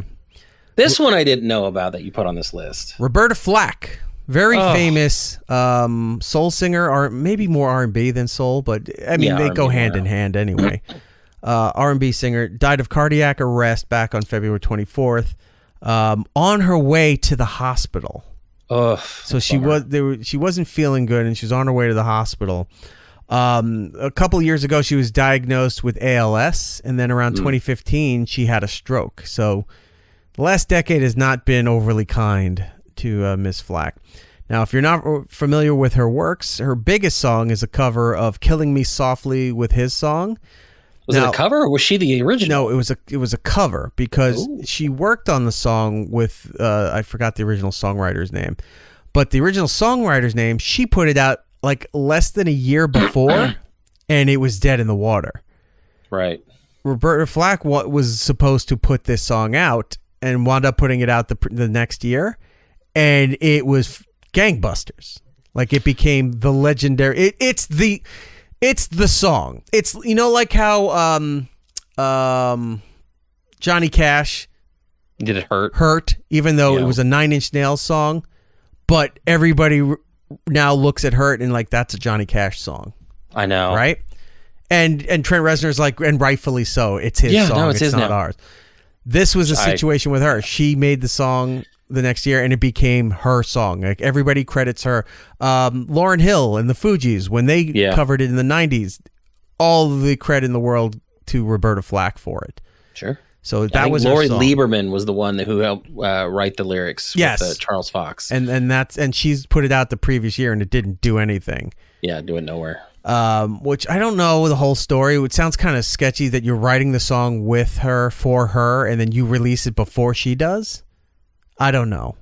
Maybe there was an agreement they had. I don't know. I didn't go that far down the rabbit hole.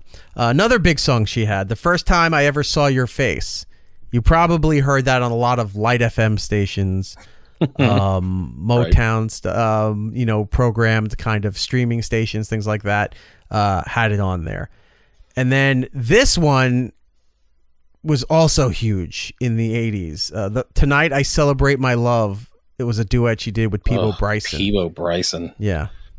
See, I grew up with my grandma. She was into the light FM. This is back when they were doing like a lot of what was it? Billy Ocean and these kinds of songs. So like I listened to a lot of this stuff when I was like hanging out with my grandma more. So like I remember these songs. So she unfortunately passed away. Very, very talented singer. This one is more of a pop culture. This one bummed me out. Lynn Marie Stewart. She died at the age of 78. If you're not familiar with her, she was Miss Yvonne. Or sometimes Pee Wee would call her Miss Yvonne, depending how silly he was feeling.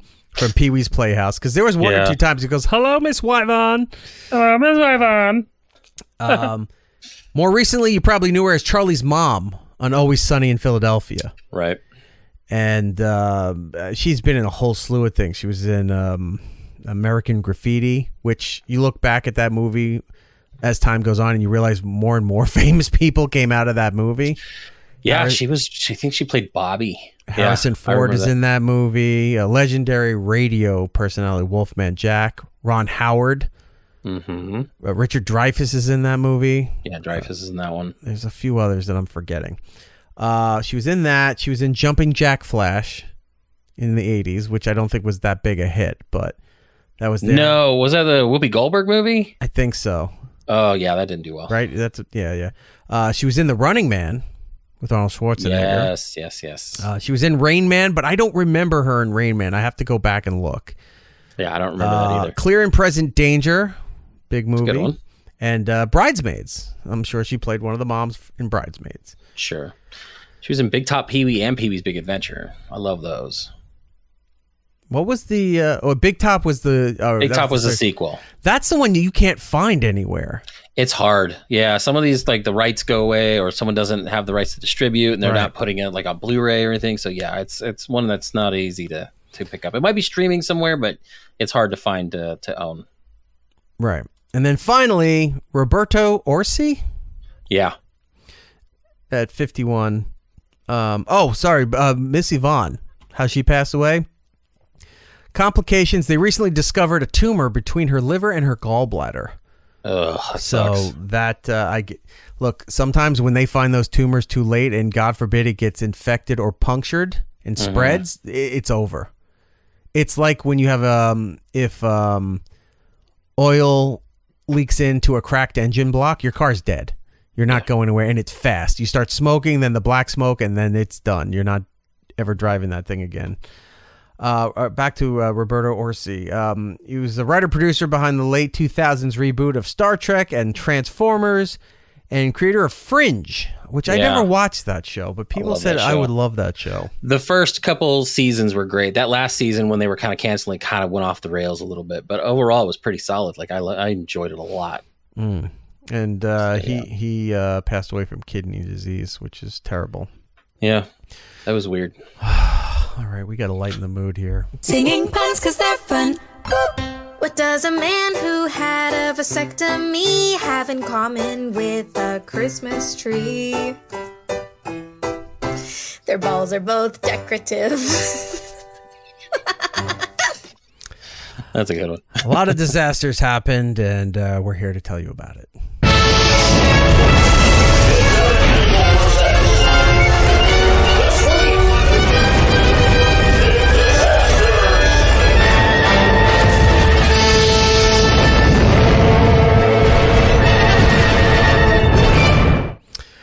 Before we really dive into planes that just can't seem to stay in the sky for some reason, have you been seeing all the news and the hubbub about the USS United States?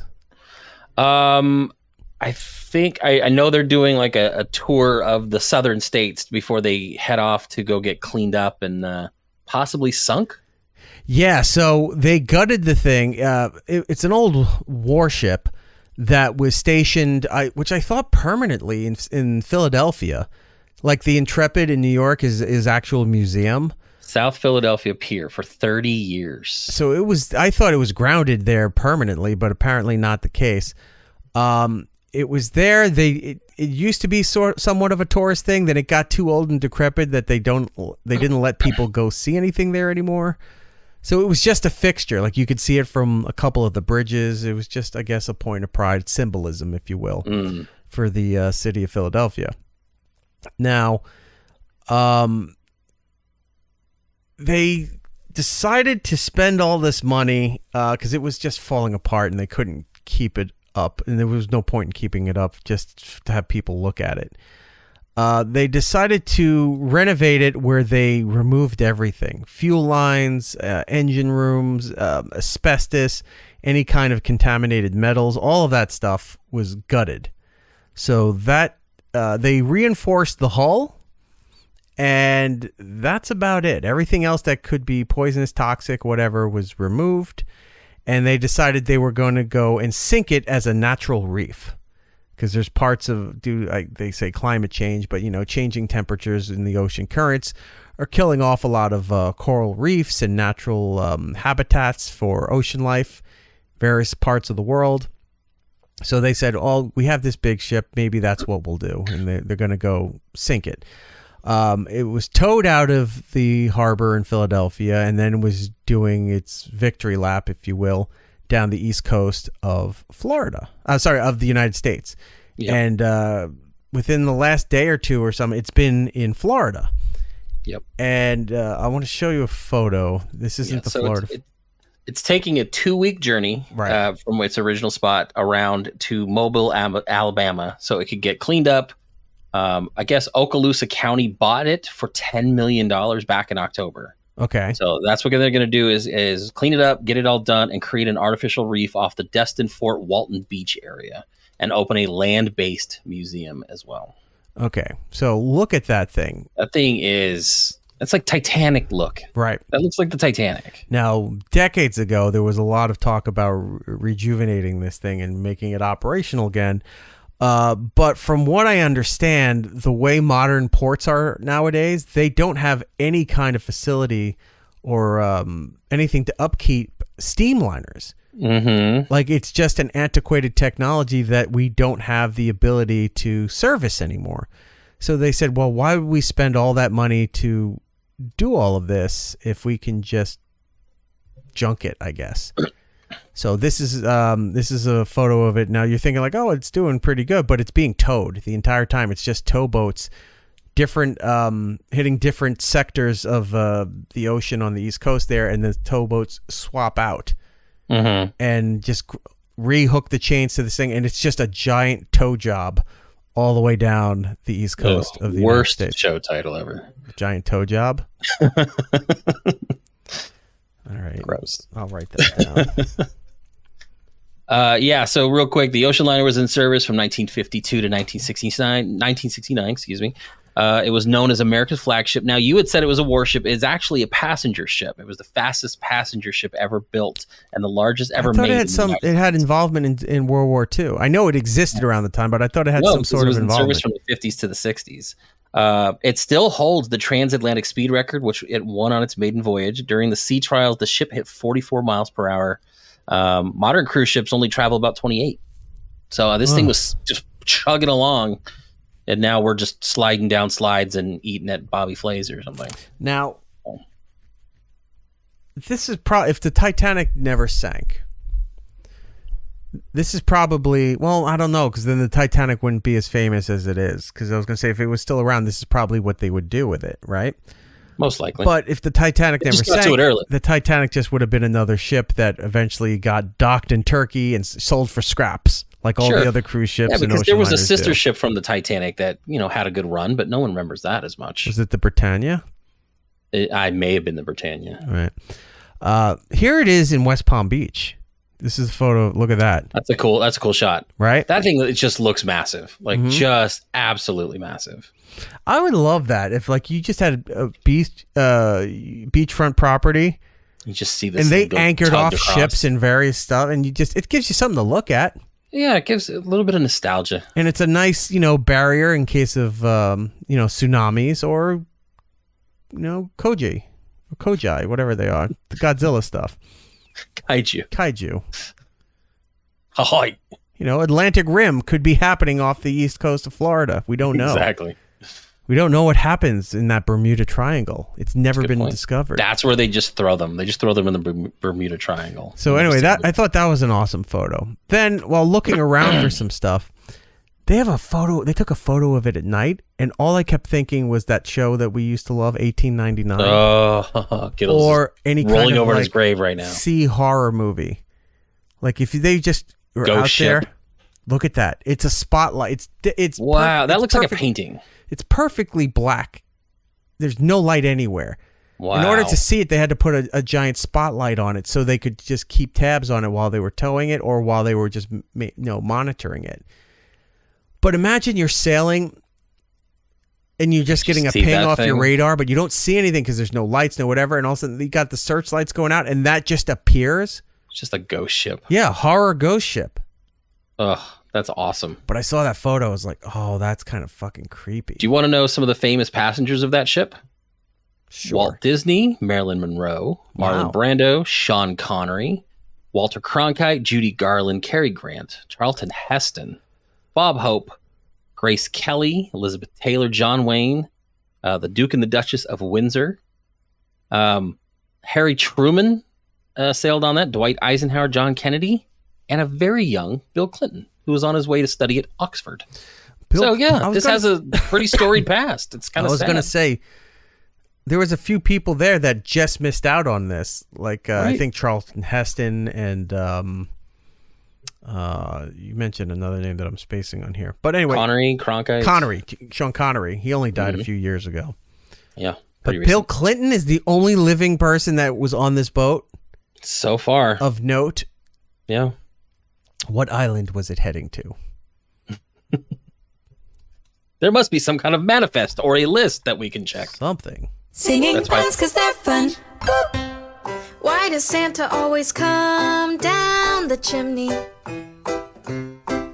'Cause he knows better than to try the back door. I don't know. Maybe this bit would work for regular radio. This is pretty good.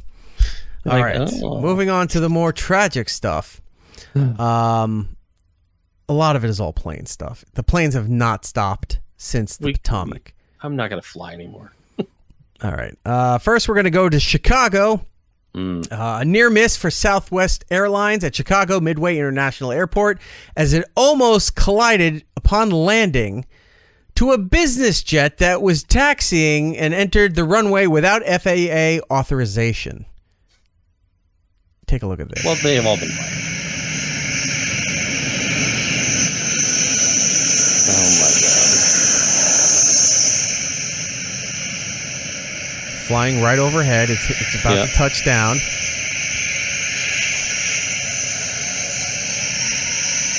And then it's like nope. Oh, it would have smashed right through that thing. That would have been horrific and awesome at the same time. So yeah, that. Could you imagine people are now just filming planes landing and taking off because they know this? That's could possibly absolutely happen? what it is. Everybody's sitting at those like highways that go right. They're like, I should go drive down past Newark Airport because I-95 goes right alongside it. It's parallel to the runways. Yeah. There's an IKEA over there that has their dining area is just all open window, so you can watch the planes take off and land while you eat. At the your Swedish meatballs or whatever else your 50-cent ice cream cones. Yeah, that. Maybe that's what some people do. They're just setting up a camera on the table. They're buying food every half hour so they can stay there. And they're just waiting Wayne's for a World disaster. Where they're laying there watching all the planes come in. Could be way different nowadays. And just be smashing right into something them. happens. They sell that video to TMZ or one of those content license companies. Yeah. And then they can technically write off all the food as a business expense. There. I did it for the $4 in Swedish meatballs. And the notoriety. And then I'm permanently banned from that IKEA to ever come back. Moving on to Atlanta, Georgia. Another Delta Airlines flight heading to Columbus, South Carolina, returned as passengers had to evacuate a plane by emergency slide during the emergency slide during a scary landing at the airport in Atlanta here. I got a news story for that. On a Delta flight, smoke filled the cabin, forcing the plane to turn around and make an emergency landing. This morning, we're hearing from some of the passengers. Transportation course. By the way, if this was the 70s, that's what the cabin looked like. Yeah, I was going to say. Before the smoking section was removed. You had the big ashtrays on your Piedmont flight where that would cut you if the little door wasn't down. Right. I remember those. Is here with that story for us. Good morning, Gio. Hey, Robin. Good morning. As you can imagine, this was very scary for a lot of passengers. Some of them covering their faces, evacuating the plane through those. I like how he's acting out the potential horror. Slides, even ending up on the wing. This morning, we're hearing from passengers on that Delta flight from Atlanta to Columbia, South Carolina. Oh, by the way, no, we're not. I cut out all the human interest pieces of a news story. I'm at the point where we don't need them.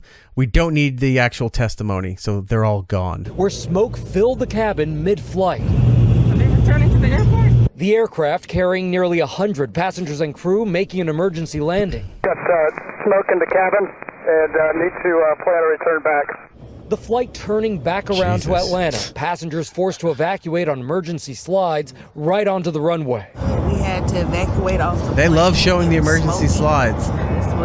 Super happy fun slide. Some even it's like that Simpsons episode from Treehouse of Horror where he pulls the switch. It's like super happy fun slide and slides all the way back down into Bram Stoker's Dracula. Ending up on the plane's wings. Oh, we're on the wing. William Shatner's freaking out. How are we going to get off this wing? Well, not in your Crocs. Another Delta plane was forced to land at LAX because of smoke in the cabin. As for this latest incident, Delta saying the flight crew followed procedures. The flight crew stood up, gently tapped the no smoking sign. And then proceeded to hand out Don't make fines. me tap the sign. Yes. So there we have that. Now they're not as tragic as incidents in the last several weeks, but they're also still not happening. We're going to Brazil. Ooh. A LATAM, LATAM, I guess that's an airline down there. Mm-hmm. LATAM Airlines plane hit a bird shortly after taking off from Brazil's Galeão Airport in Rio de Janeiro, heading to Sao Paulo. Last Thursday, it forced return to make an emergency landing after a bird smashed into the nose of the plane. Alongside the dent is a huge hole exposing the interior of the aircraft, all caused by one bird, says officials. Look at that. How does one bird cause that much damage? That is nuts. That is crazy. It's one thing when you see those videos where the birds get sucked into the engine fire shoots out and then they malfunction. I mean, horrible, but hilarious in the same video. And then you're seeing like, all right, that makes sense why the engine's all fucked up.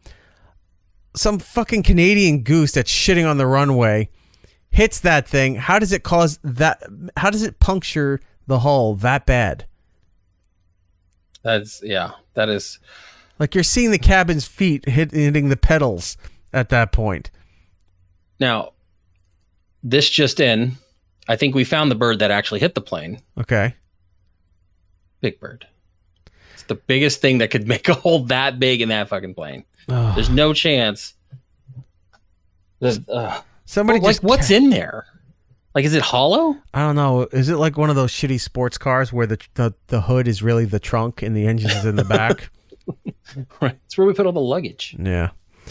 Moving on. Another plane incident. This time landing in Rome, Italy, if you're not aware. The flight diverted from New York City heading to New Delhi. Was diverted after a bomb threat. Italian fighter jets had to scramble and escort the plane down an hour from its initial landing for connecting to head to New Delhi. Let's check out the news thing here. Another scare in the sky after a bomb threat caused this American Airlines flight traveling from New York City to New Delhi, India, to be diverted. Video capturing Italian fighter jets escorting the plane to its new destination in Rome once the aircraft entered Italy's airspace. American Airlines Flight 292. Hold on. We can capture crystal clear fighter jets escorting an airliner down. But anytime the military tries to show UFO stuff, it's black and white and grainy, and yet they have Can't nothing. see it. Yeah, but like, the Italian guy in his cockpit had his cell phone out watching the Delta flight go across. Like, it's just, it is kind of weird. He was sitting there toggling between the flight and Top Gun Maverick. JFK Airport Saturday evening. It was just several hours out from New Delhi when it made an abrupt U-turn over the Caspian Sea, eventually touching down in Rome Sunday. The crew reported the security issue according to the FAA, which a source familiar with the situation says was a bomb threat made through an email. The aircraft was inspected in Rome, and the threat was found to be why does that credible. Why does that sound like just really bad? Yeah. It was sent but through email. Someone found it in their junk file and then was like, oh, we probably should stop The this FAA is currently investigating a Nigerian prince who also asked for $23,000. So dumb. That's stupid. Americans saying in a statement that safety and security are our top priorities, and we apologize to our customers for the inconvenience. Sunday's diversion, the latest in a recent string of high-profile aviation. All right, they're recapping everything we do. Yeah, so we're not doing that. We're moving on. That's our bit. Now, this footage comes to us via Jordan at a concert. Oh my God! Where planes were apparently the talk of the performance. Right. So we're at All American Rejets at the Innings Festival. We're sitting there in the crowd.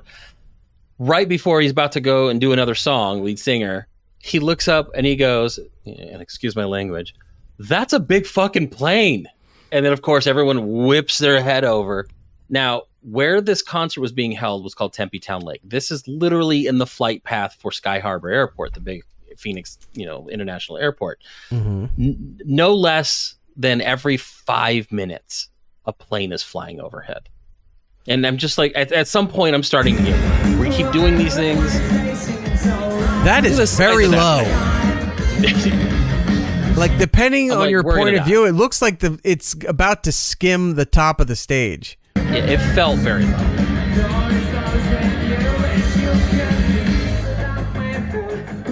Everyone else, it's like, look at that plane. We're all going to be on the news.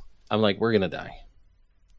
Yeah, it was nuts. Like literally every 5 minutes, a new plane was flying over. Yeah, because then later at night, another band is playing, and Jordan is still just keeping his eyes on the skies. Keeping an eye on the skies.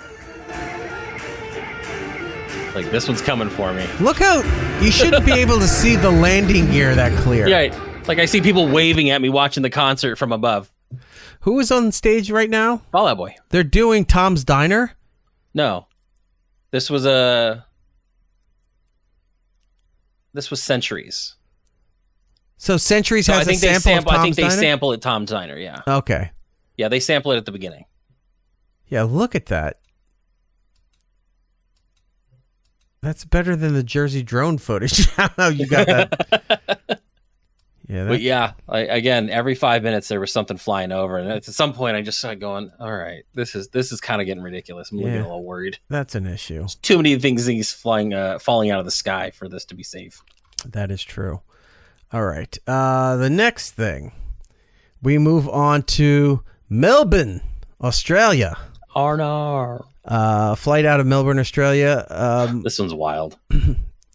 A couple. Hold on, let me pull up the story because I want to get the destination, because that might give you a concept of the time that elapsed while this was happening. Oh my God! I'm looking at the picture right now. Don't put the cart before the horse. Wait, I'm not saying else. anything. That's upsetting. Okay, this is going to take a while because they were on their way from Melbourne, Australia to Venice, Italy. That's crossing 3 oceans, right? On a cutter flight. And a woman collapsed in the aisle next to them and died mid-flight. So while this was going on, they had to sit next to a dead lady for the remainder of the flight as it's trying to return back to Melbourne. So now, messed up. for the radio audience, this is a photo of the guy, the husband, sitting next to the corpse that has a blanket over it, so I don't know why the blanket is blurred out. I don't know. If anything, the funnier scenario would be is if they didn't have the blanket on there and she's just laid there propped up holding a magazine trying to make it look normal and comfortable Kid's for the still rest. behind her, hitting the back of the seat. The corpse is Just kind of wobbling back and forth. They're still coming by offering her drinks. She doesn't respond. Can I get her kosher meal, please? They just think she's rude. Yeah, this is... she had the fish. Yeah, it's so ridiculous. So, it's so bad. Okay. Hold on. They were on a current affair down in Australia. Yep. The couple said the deceased woman was placed next to them with a blanket over her body. They were not given the option to change seats for the remainder of the long-haul flight. Now, the way this is looking, it looks like she was put at the end of their row and the aisle. So if you have to go to the bathroom, what do? You have to straddle the corpse in order to get, and then hopefully the drink cart's not in the way. So you're sitting there waiting for the flight attendant to move so you could amscray to the bathroom. The wife, I guess his name Jennifer, was encouraged to move by fellow passengers who offered up a free seat next to her nearby, but her husband was not that lucky. He was asked to move one seat over into an empty seat in his row so that the deceased woman could be placed in his assigned seat. In his seat. Like, it wasn't even like they placed her somewhere. They're like, "Sir, can you move? And we're going to put this corpse in your Wouldn't you prop her up paid against seat." the window? Why did you put him next to the window? And then she's blocking the aisle, so if he has to go pee, he's kind of screwed. I'm not going to lie. Like, you prop her up or you put her in one of the bathrooms. Those planes have at least 3. Right. Stick her at the one in the back, and I'm sorry, you're just going to have to Take some of the overhead belongings out and prop her up into the cabin. You got to. Yeah. You can fold her up. There's no... Well, just you also got to remember when you're landing, things could have shifted during If people flight, complain, so you gotta that's be careful. inhumane and cruel. It's inhumane and cruel to leave a corpse sitting in a perfectly good seat while the entire cabin has to sit there and focus on a corpse while they're trying to fly backwards to where they initially took off from. He said, there were a few spare seats I could see around us. I can't believe they told us to stay. His trauma deepened when, at the end of the flight, passengers were asked to remain seated while medical crews removed the identified body. Mitchell said personnel did not attempt to keep the woman covered, exposing her face to him at all times. Oh, just her look of horror. She was like this when she died. According to the International Air Transport Association, a deceased person should be placed in a seat with a few other passengers nearby and covered with a body bag or blanket.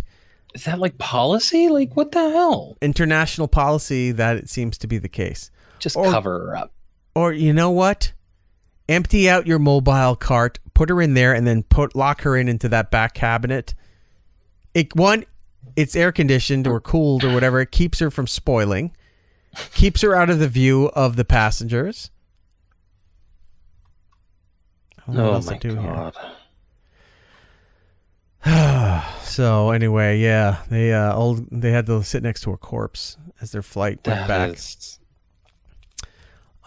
Finally, I want to show you this. It's not that big a deal. I don't know if a tragedy is involved, but it was happening today here in New York while all this was going on, and I figured this happens at least once every couple of years. You know what a window washer is, right? Oh, you couldn't pay me enough to do this job. Right. Look at this footage. So, window washer here is seen dangling from a building on the 78th floor. No, thank you. In Manhattan. The wind's picked up. The cables are spinning. Look, it's twirling all around. It looks like a magic carpet ride. There's people on the windshield wiper thing, and then look, it goes and slams right back into the building. It smashed out a window. Look at the street level here. Oh my God. No, thank you. I don't know how people could do this job. Money. Like, you know what? Just leave the building dirty. It's just dangling off a crane haphazardly in the breeze. I mean, what more you can do? No, thank you. If I quit, I don't get my pension. I could definitely get overtime for this. I don't know what to do here. All right. Now, look, when this kind of stuff happens, we got to usually do a palate cleanser. Sure. We got to find something fun and refreshing. I mean, we could do another pun if you want. Singing puns because they're fun. Boop. What's the difference between your Christmas bonus and your wiener? Your Christmas bonus gets blown. Did she say blown? Blown. Oh. Sensing a theme with her. She's a dirty bird. Yeah. I like it. Keep it going. All right. We can do that. Or we could do this. I can't even pee in my own house! Tape prank on my mom. So what he's doing is he's taking clear packing tape and putting it at face level or eye level of the door, and she never pays attention. So this is just a series of times he's putting tape on the door, and she walks into it and loses her shit. I'm gonna have a breakdown. You guys give me a fucking breakdown. She's about to be home. Hello? Asshole! Fucking asshole! Fuck you! I'm so upset. She dropped the whole laundry. She was doing their laundry. She just dropped it on her the glasses floor. and gets stuck to it. She's like, nope, fuck that, done. What the fuck? Nice try, fuck turd. I'm done. Get the hell Got her. So that one for the radio audience. That made me so happy. She walked in the front door and I guess she was paying attention and she grabbed it with her hand. She's like, nice try, but she doesn't see the second doorway that had it. And then I think she tried to evict her children. So good. I'm done. Get the hell out of my house. Fucking asshole. It's not funny. Okay, you're asking for it, Dominic. Why are you doing this? So good. Oh my gosh! Asshole! And got her on the way back out. I can't. I fucking hate you, fucker! Seriously, Dominic? Do you think I'm stupid? I knew you were doing this bullshit. Now, come on, get out of here. See, those are wholesome. Those are fun jokes. Yeah, it's fantastic. I've seen those like where they put like cellophane across and like you can see like when women hit it and like their lipstick and makeup is on the like actual cellophane. They hit it so hard. Right. That's fantastic. I want to give that guy credit for his video. You can find him on social media. TOO Dirty Dom, and he has other videos where he's torturing his family and loved ones. Fantastic. Now, I usually try to throw in some music if we possibly can as well. Sure. So, did I do? I'm not even gonna lie. I see the title. I'm not gonna say anything, but I literally watched about a 45-minute video of this guy last night on YouTube. Oh, you did? I was watching some other videos of. Have you ever heard of Drumeo? Mm-hmm.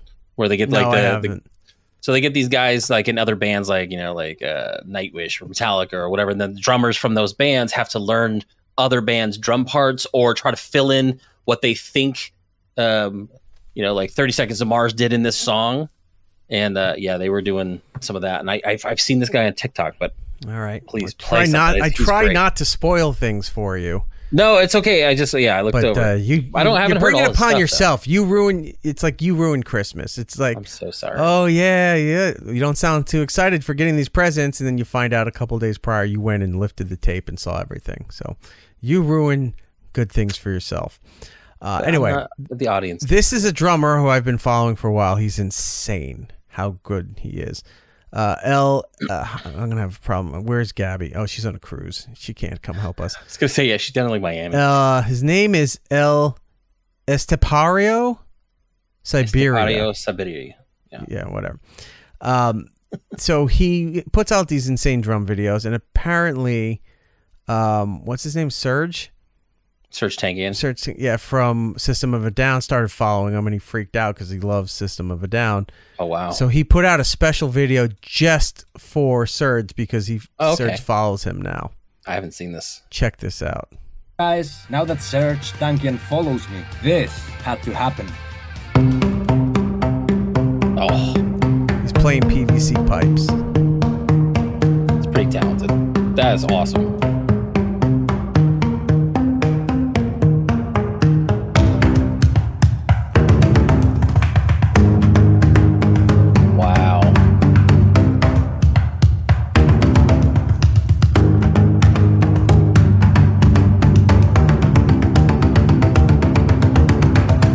I don't understand how people just figure this out.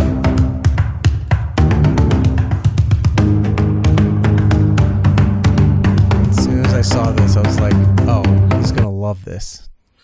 Way to ruin everything. I hadn't seen that one. I've only seen him doing the drumming. I've never seen him play like anything else. So that was actually really cool. The video I was watching last night, he was watching and reacting to Tool's Danny Carey playing a song off of their latest album, Fear Inoculum. Okay. So it was just really cool to kind of watch someone who plays the drums analyze someone who's just, I mean, it's just mathematics. Like, it's just crazy how good they are. Well, I wanted to show you a few other examples of how talented this guy is.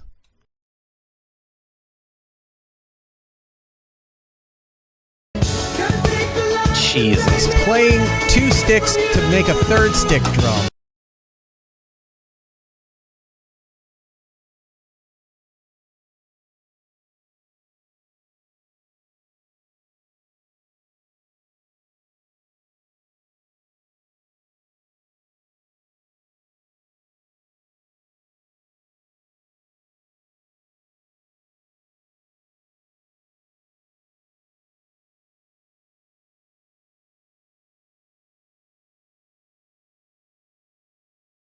Amazing, right? Crazy. All right. So that's just so talented. I mean, I do nothing. These metal guys, these hardcore guys, everything they love playing soft rock. They love playing more poppy yacht rock, soft rock, all that stuff. They make their living doing original stuff really hard. So he tours with a band. I can't remember the band's name. Professionally, plus he does these videos, but he loves playing poppy songs. And it's like when chefs, you find out they're eating bologna and Wonder Bread and McDonald's, and that's all they love eating. They don't care about the high rich food that they make professionally. Right. Here's him doing Blink-182. And he's drinking a coffee with one hand. He's doing it one-handed.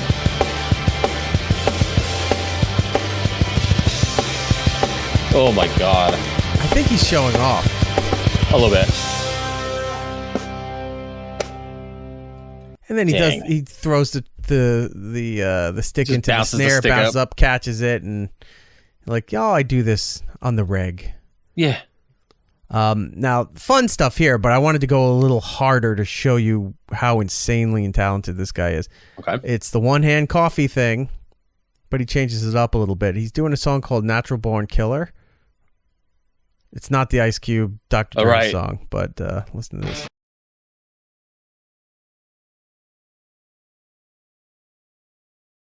One hand. Oh my God. Drinking coffee. Wow.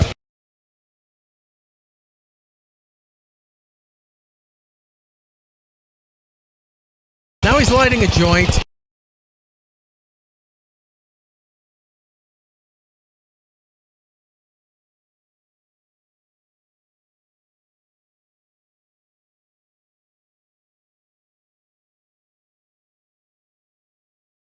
That was Avenged Sevenfold.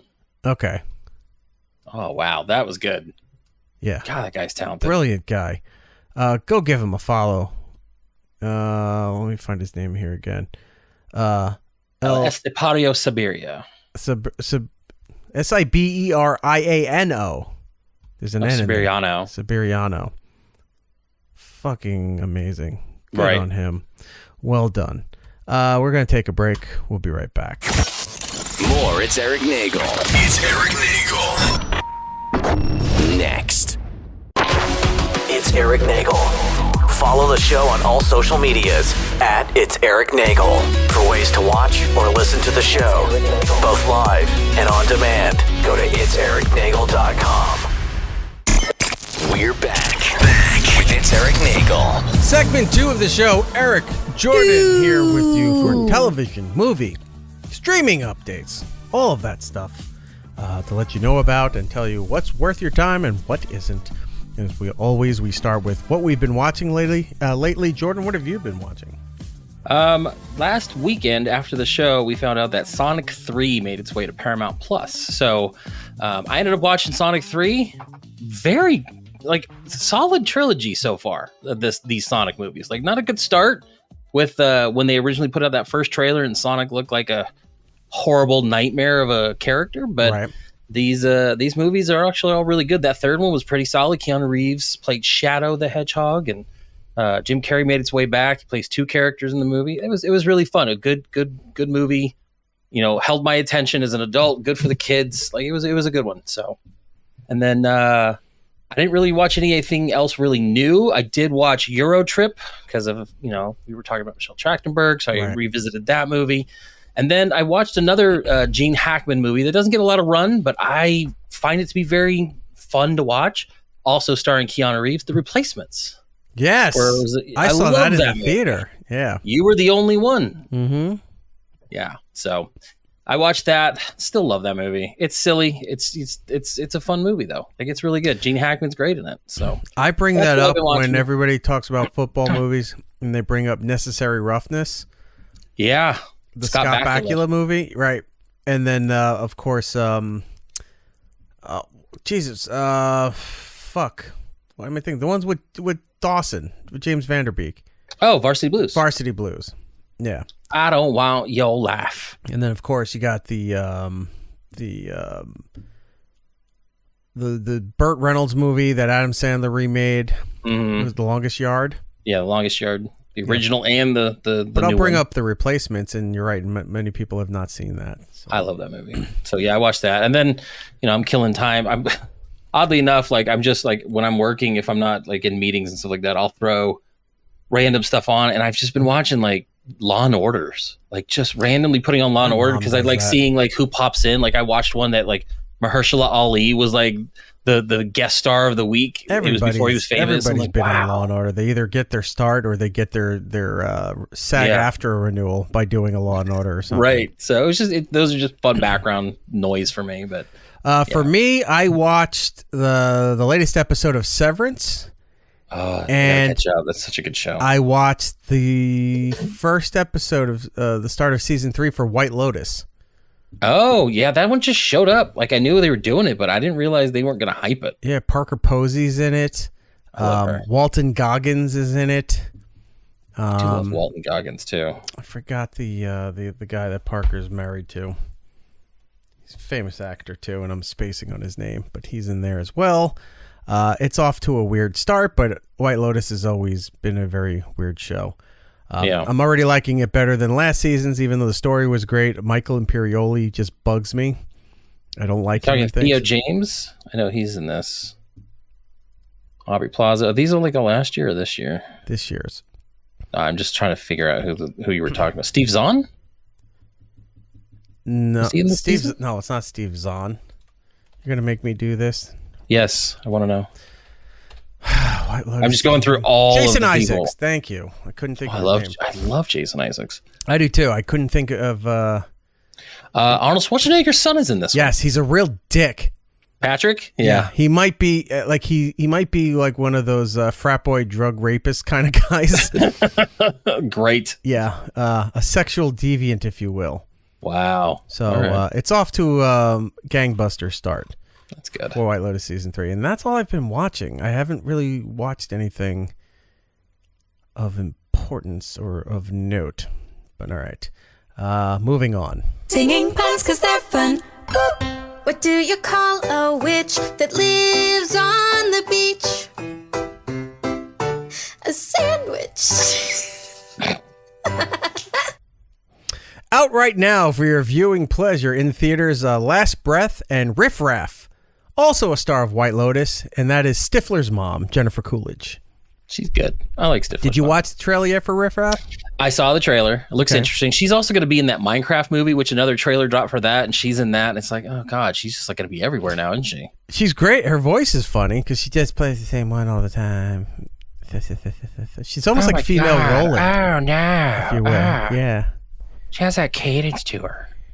It's also a South Park character. Oh no! Oh, it sounds like Shitty Walk.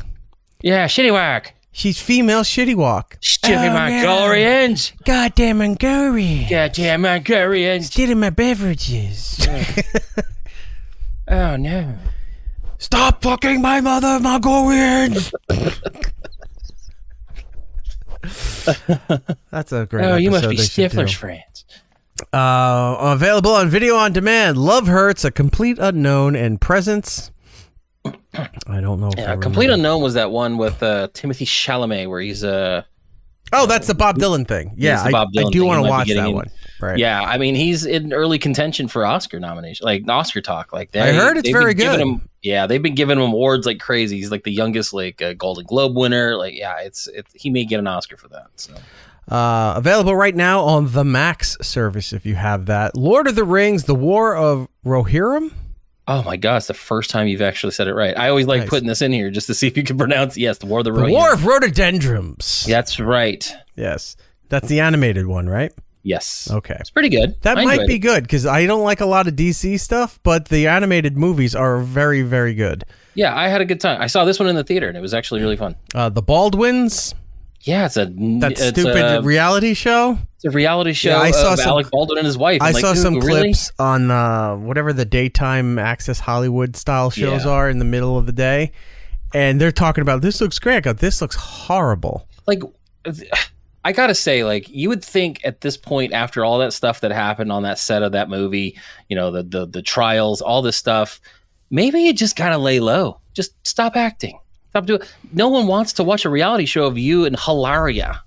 Like somebody threw a ton of money to try to capitalize on the post trial fame and all that.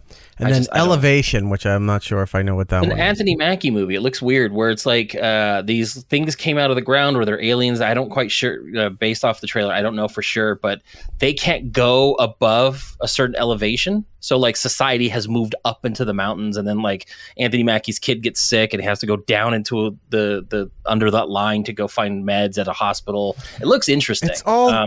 we did like talk The about Last this, of Us. I think. It's all I think I said Quiet I compared it to that song you didn't know, One Tin Soldier. Yeah, where the valley down below, the people up high in the mountain, the valley went up to kill the mountain, thinking the mountain people thinking there was treasure, and then it was just like a religious message and all that. Yeah. All right, maybe I'll give that a look. Over on Netflix, Venom 3: The Last Dance is available. Yep. This is not going to Disney.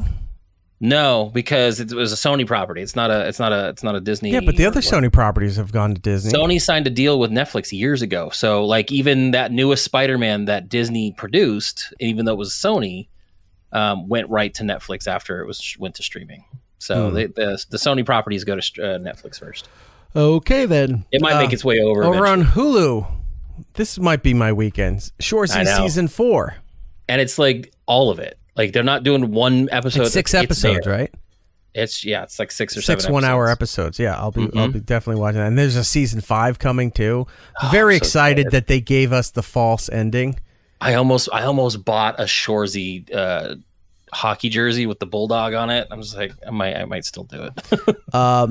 Yeah, if you don't remember, in season 3, they did their full goodbye. Like, you knew this was the end. They went all out, and then at the end, the cutscene was that Shoresy will return. It's like, wait, they totally lied to everybody. Yeah. And there's more seasons coming, so that's great. Over on Peacock, big weekend for the NBC properties. Right. One that they still have rights to the WWE, well, not pay-per-views, paid live experience, PLEs, they call them. Not experiences, live events, sorry. So Saturday night is WWE Elimination Chamber, which is the last pay-per-view that they do before WrestleMania, which is the first weekend of August. Of April, and it's in Las Vegas. So it will be huge. It's at the Raiders Stadium out there. Oh, I remember after the Super Bowl that year, they were doing that big lead up where like that whole week of Super Bowl, they were out there promoting the hell out of that thing. So time flies. We just talked. So Elimination Chamber this Saturday night, and then later after Elimination Chamber, you can flip over to Peacock or NBC and watch Shane Gillis host Saturday Night Live with musical guest Tate McRae. And never has a man failed upwards so quickly. And this is fired. This is his second time. And this is the second time. Second time he's hosting, and it's their first episode that they haven't done Saturday Night Live regular episodes in a while because they were doing the last 2 months 50th anniversary celebration stuff, and rightfully so. They did that. The music special. There was the behind the scenes documentary. There was the live 50th celebration with all the celebrities doing new sketches, old things, everything mixed into it. All kinds of fun to be had. And I wanted to show you this Saturday Night Live promo, which will probably get flagged, and we'll have to clip it for the produced version of the show. But fuck it, as they say in the biz. We're going to watch this here. This is a great promo for his upcoming episode. So, how are you feeling? Are you excited to host? Yeah, I'm excited. I'm just worried everyone's going to be hungover still from the 50th. What makes you say that? That, for one thing. Also, Mikey's wearing Sarah's clothes. What? I always dress like this. Look at the boys. I don't even think they know who they are. I feel like I'm Ben. No, dude, Ben is the cute one. I am Ben. Have you considered that maybe we're all Ben? No, you're Alvin and they're the Chipmunks. Yeah, nice one, Louis C-. That's funny.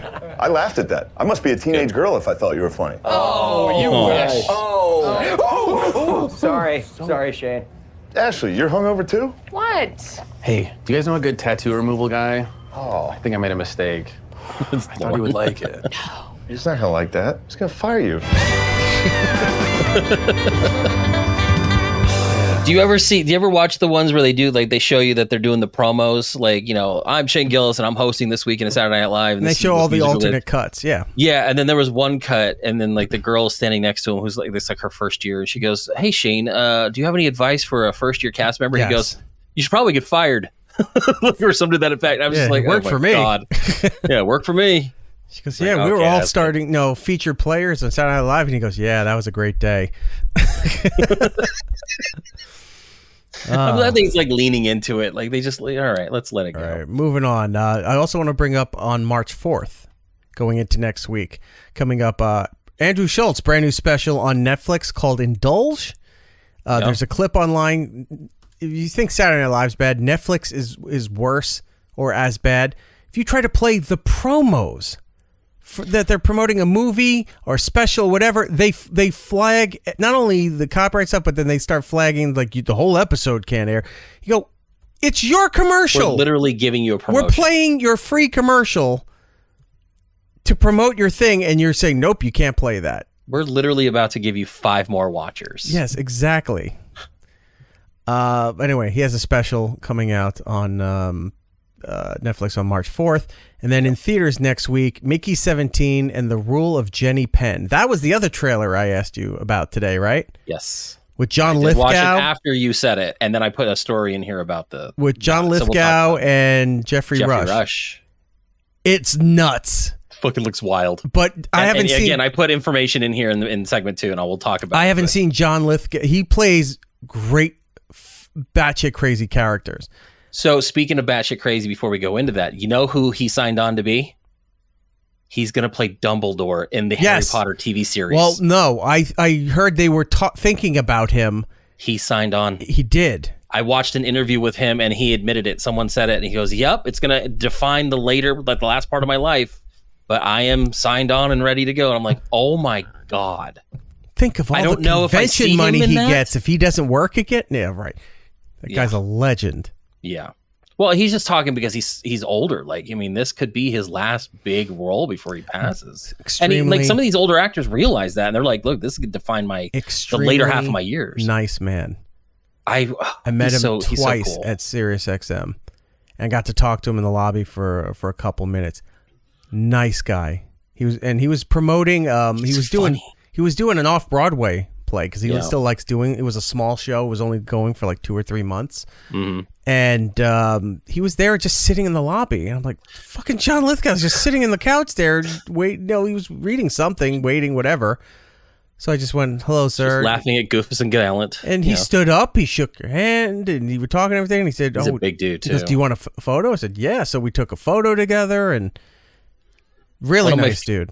One of my favorite episodes of 30 Rock, he was a guest star on there as John Lithgow, but he gets lost in like the building of 30 Rock and no one will help him find the exits. And he's just like, throughout the entire episode, he's like, "How do I get out of this place?" And it's just John Lithgow. And he's just so funny. And he plays these dark characters, but he can also do comedy. Like, he's great. I grew up watching Harry and the Hendersons, and it's just he's just so good. He's just good in everything. It makes me sad. So yeah, he signed on for that. But yeah, well, I'll talk about the if you're gonna bring that kind of thing up, my favorite scene from 30 Rock is it's like, I think he either came out of commercial or did one of those little interstitial graphic things where they change scenes, and he's just sitting on the couch reading Dr. Seuss, and if I remember right, I think it was Fox and Socks. Because there's a portion of that book that it's just insane alliteration from there. And it's like when something about the beetle battles. When Tweedle Beetles fight, it's called a Tweedle battle or whatever. And he's going through the whole thing back and forth. He's ping-ponging the words. It's like a beetle Tweedle battle. And he puts his head up like this, like he's intrigued. Flips the book over to see the cover. And he goes, "This man's a genius." Oh, yeah, it was Fox and Socks. Yeah. Oh, but he's sitting there. Do we have that clip? I found it on YouTube. Yeah, but that's NBC. They're going to give a... I know. They'll do it. All right. So good. All right. So now we got to get into the news. Anyway. Singing puns 'cause they're fun. Boop. There were a bunch of ghost boobs flying around my house last night. It was paranormal activity.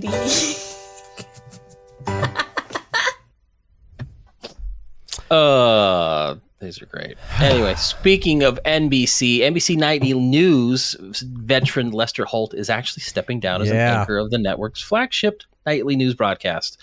It's not going to be immediate. It's going to be within the coming months. He's been the face of nightly news for like a decade. Yeah, he was the go-to because they got rid of Brian Williams, who was Brian Williams replaced Tom Brokaw. The guy who made NBC Nightly News legendary. Brian Williams took over, also a legendary broadcaster, but then he was like lying about stuff flying. He got in trouble by lying about how he was embedded in like a helicopter Iraq crash or something, right? Afghanistan or something. Yeah. And so he had to step away, and they just threw Lester Holt in there because Lester was a reporter. He was also part of Dateline. He was like the main host of Dateline. Yeah. And Yeah, they put him in there, and then he just became the replacement. And I've watched NBC Nightly News almost every night. Yeah. And so he announced that he's stepping down come this summer. He's still going to be with Dateline and doing other things. I guess just he's tired of traveling at a moment's notice to go do NBC Nightly News. I know. So that should be interesting. They haven't announced like a successor yet. They're going to try to figure it out. And there's no firm date on when that transition is going to actually go through. So, okay. Did you ever see The Beekeeper with Jason Statham? No, it's on my list, but I have not. You got to watch it. It is such a terribly dumb but really fun movie to watch. I want to make sure it's on my list. He's returning for the sequel to The Beekeeper and Beekeeper 2. The Bee's Knees. It's The Beekeeper. The 2024 film was a retired intelligence operative who worked for an organization known as The Beekeepers. After the death of a landlady, he goes on a tour of vengeance. I'm not going to ruin it because I want you to watch it. They're going to produce and finance the film. Production is about to be set in the fall. I was pleasantly surprised on this movie. I didn't think it was going to be good. It looked ridiculous. David Ayers, who is the director of the bad Suicide Squad movie, he's the one that made it. He's not going to be directing it this time, but I think he's going to still be a producer. So hopefully should be fun. Jason Statham is literally the same character in the last 35 movies he's been in, and every one of them have been just stupidly entertaining. So that should be fun. We talked about... It's on my list. It wasn't on my list, but now it's on my list. Put it on there. It's on there. We talked about The Rule of Jenny Penn. This is the Jeffrey Rush movie. So basically, Jeffrey Rush, he's hit his mid-60s. He's offered more and more roles where his age was the focal point. But when he read the script for this movie, he's like, I have to sign on. Basically, this movie is a nursing home set horror film where Rush plays a character, a tough-talking judge who suffers a stroke. And he must live in an assisted living facility. Unfortunately, one of the other wards, John Lithgow's character, terrorizes the residents in increasingly sinister ways, along with the help of his hand puppet, Jenny Penn. Sock puppets! Sock puppets!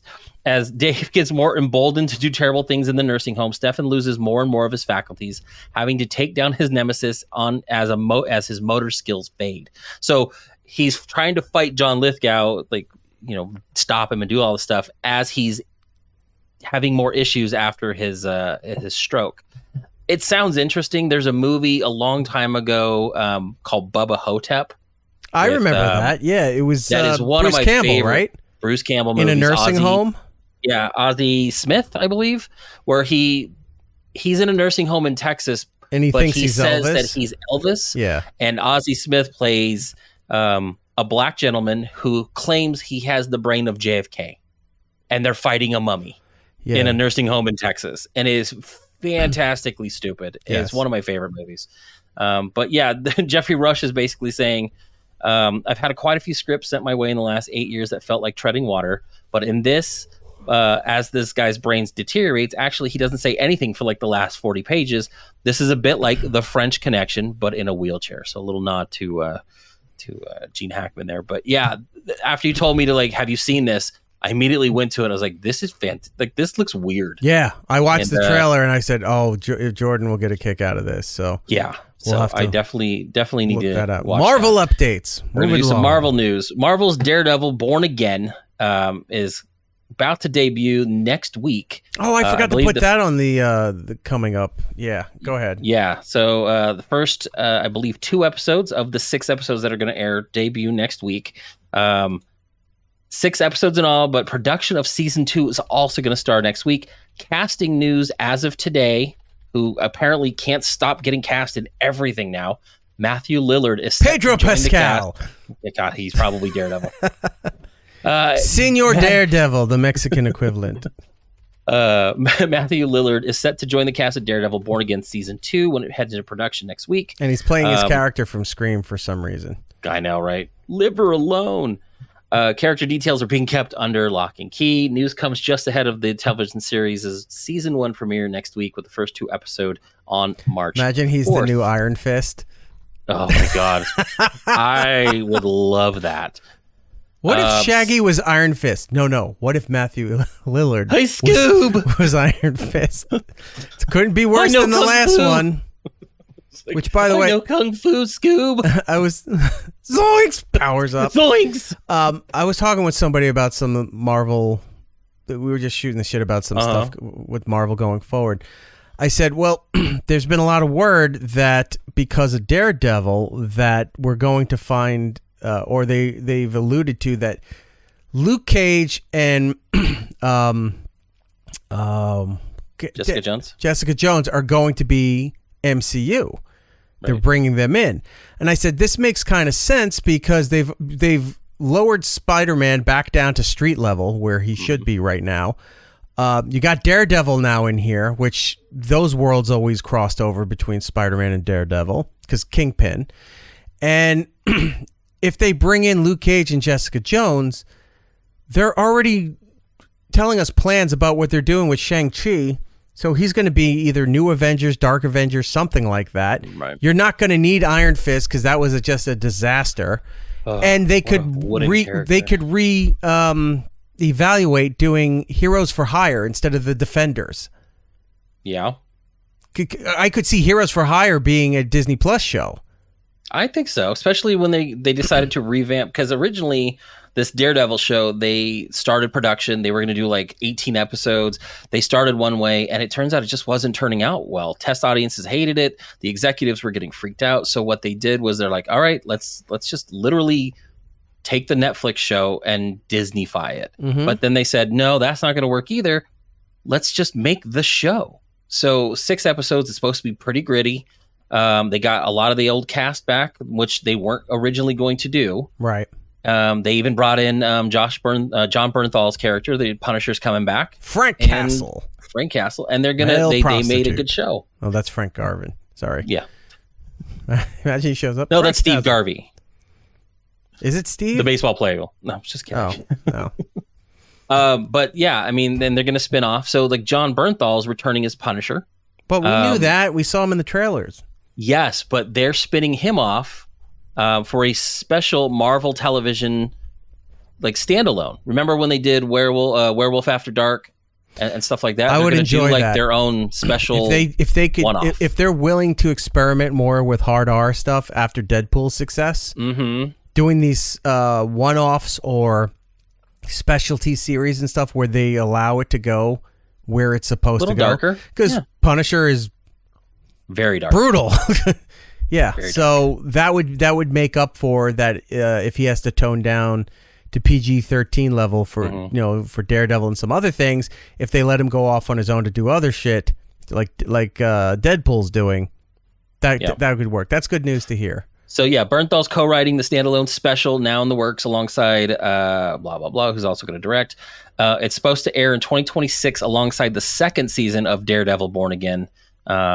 Daredevil season 1 actually will have Bernthal appearing as the Punisher for Disney Plus. So that's good. That's exciting. I'm glad they're kind of bringing that world back. Yes, I great really news did that they're love going to that. expand all of that because they're cutting other projects that I don't think anyone really ever gave a shit to begin with in the first place. So yes, Marvel and Disney Plus cut 3 shows that were in development. The Nova show, Strange Academy, and Terror Inc. Well, I'll take that back. The Strange Academy was rumored to be surrounding Wong and the teachings and all that stuff, and I thought that would have been kind of cool to see.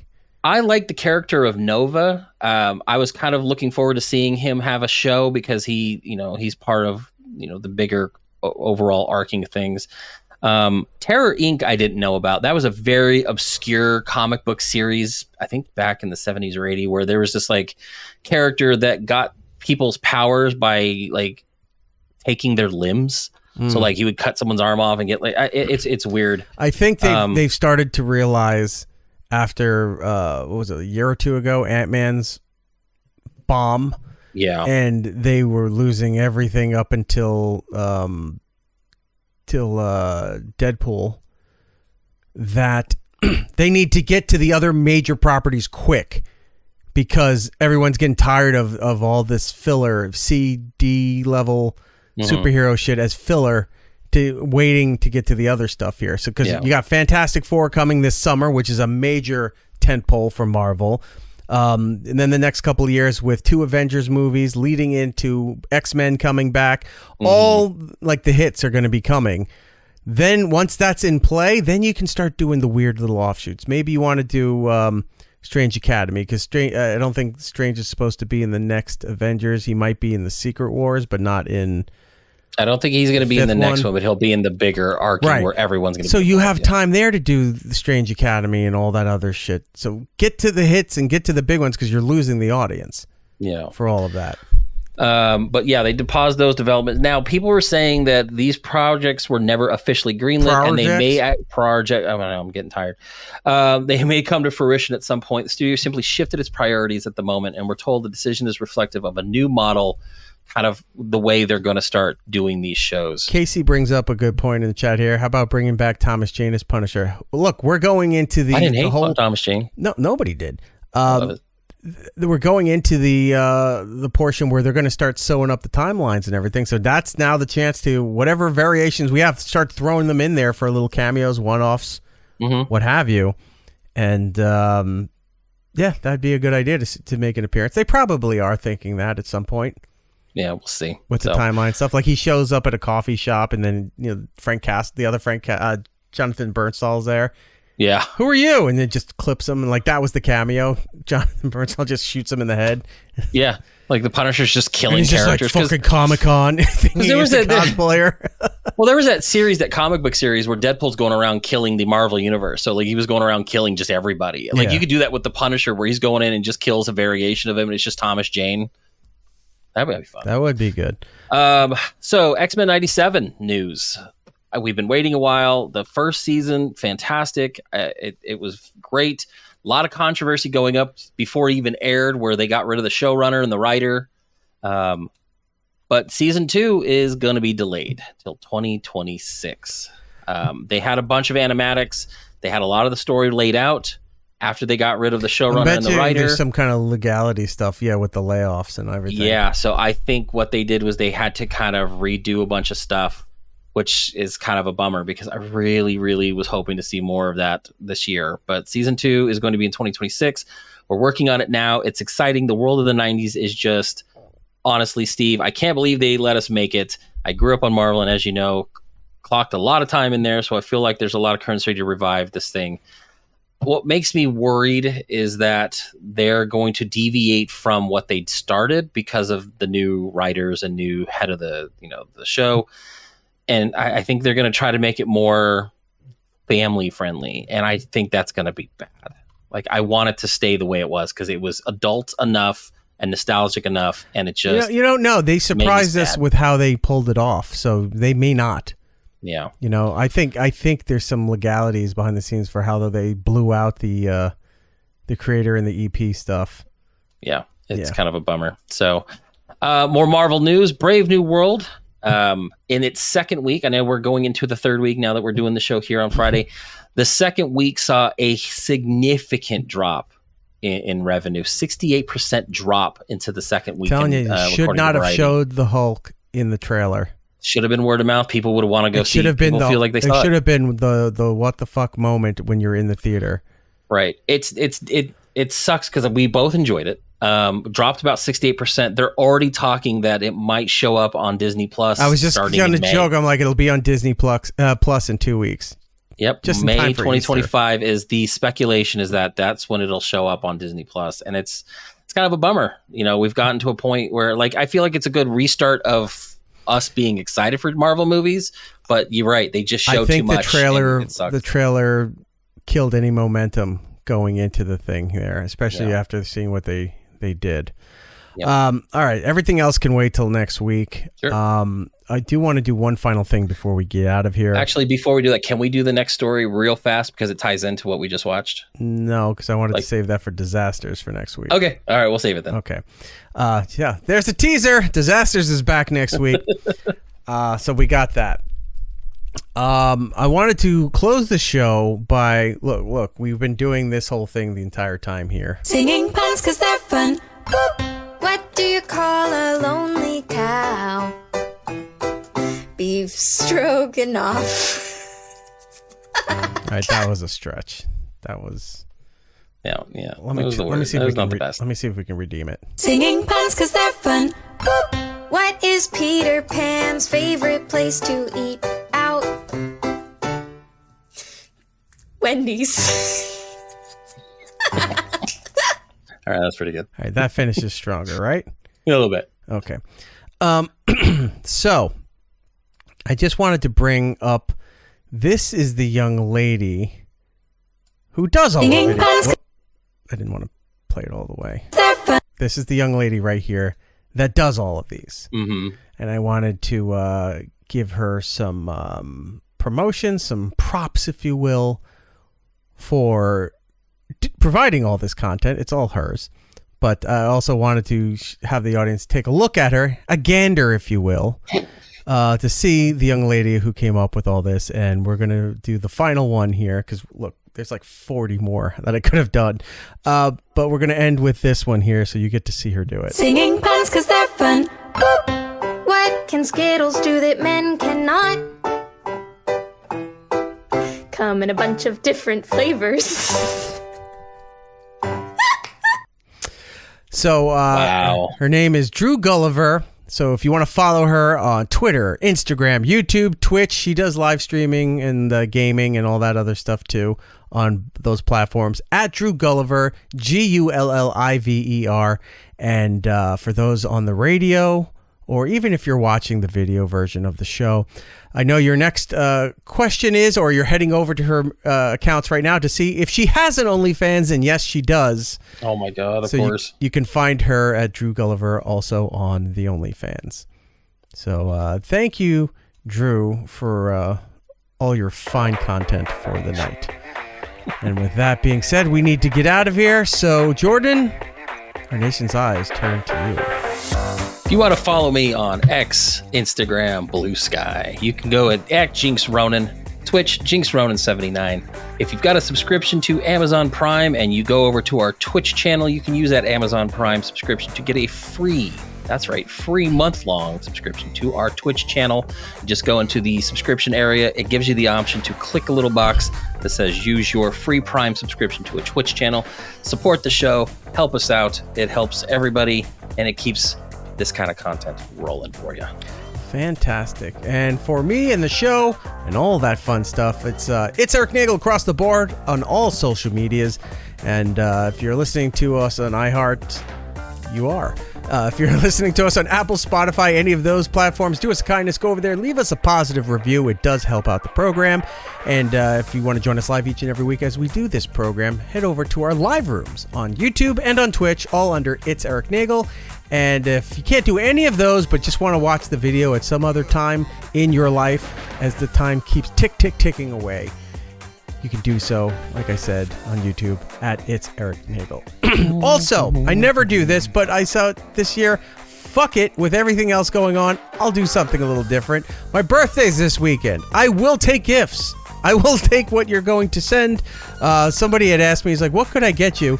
I don't know what I really actually need, but I did find out that there was a few games I discovered on Steam this week that I think I'm going to start playing, and I might even bring back my gaming streaming to play some of these games. I'm not going to tell you. I'll tell you off air. Tell me later. No, but if you want to help... I want another game I won't play with you. I'll take... I know. You don't even play Uno with me. I want to play. Let's play shithead. I will take stream cards. Any of that kind of stuff. I am not above it. I am not above it. Jordan, till the next time, everybody. Be excellent to each other. And we'll be seeing you. It's Erik Nagel. Do it on a Tuesday night. Some weeks I could do it on a Wednesday morning. Sometimes I could do a Wednesday night. Some weeks I can't do it at all. And it's just the way it is. Because we're not hitting the goal, you peons. Hit the goal. Alas, we're out of time. Follow It's Erik Nagel on social media platforms. For ways to watch and listen to the show, or join us for the live shows, head over to itseriknagel.com. Yo, and remember to tell 2 friends so they can tell 2 friends, and they can tell 2 friends, they can tell 2 friends, they can tell 2 friends. You get the idea. Keep it real, homies.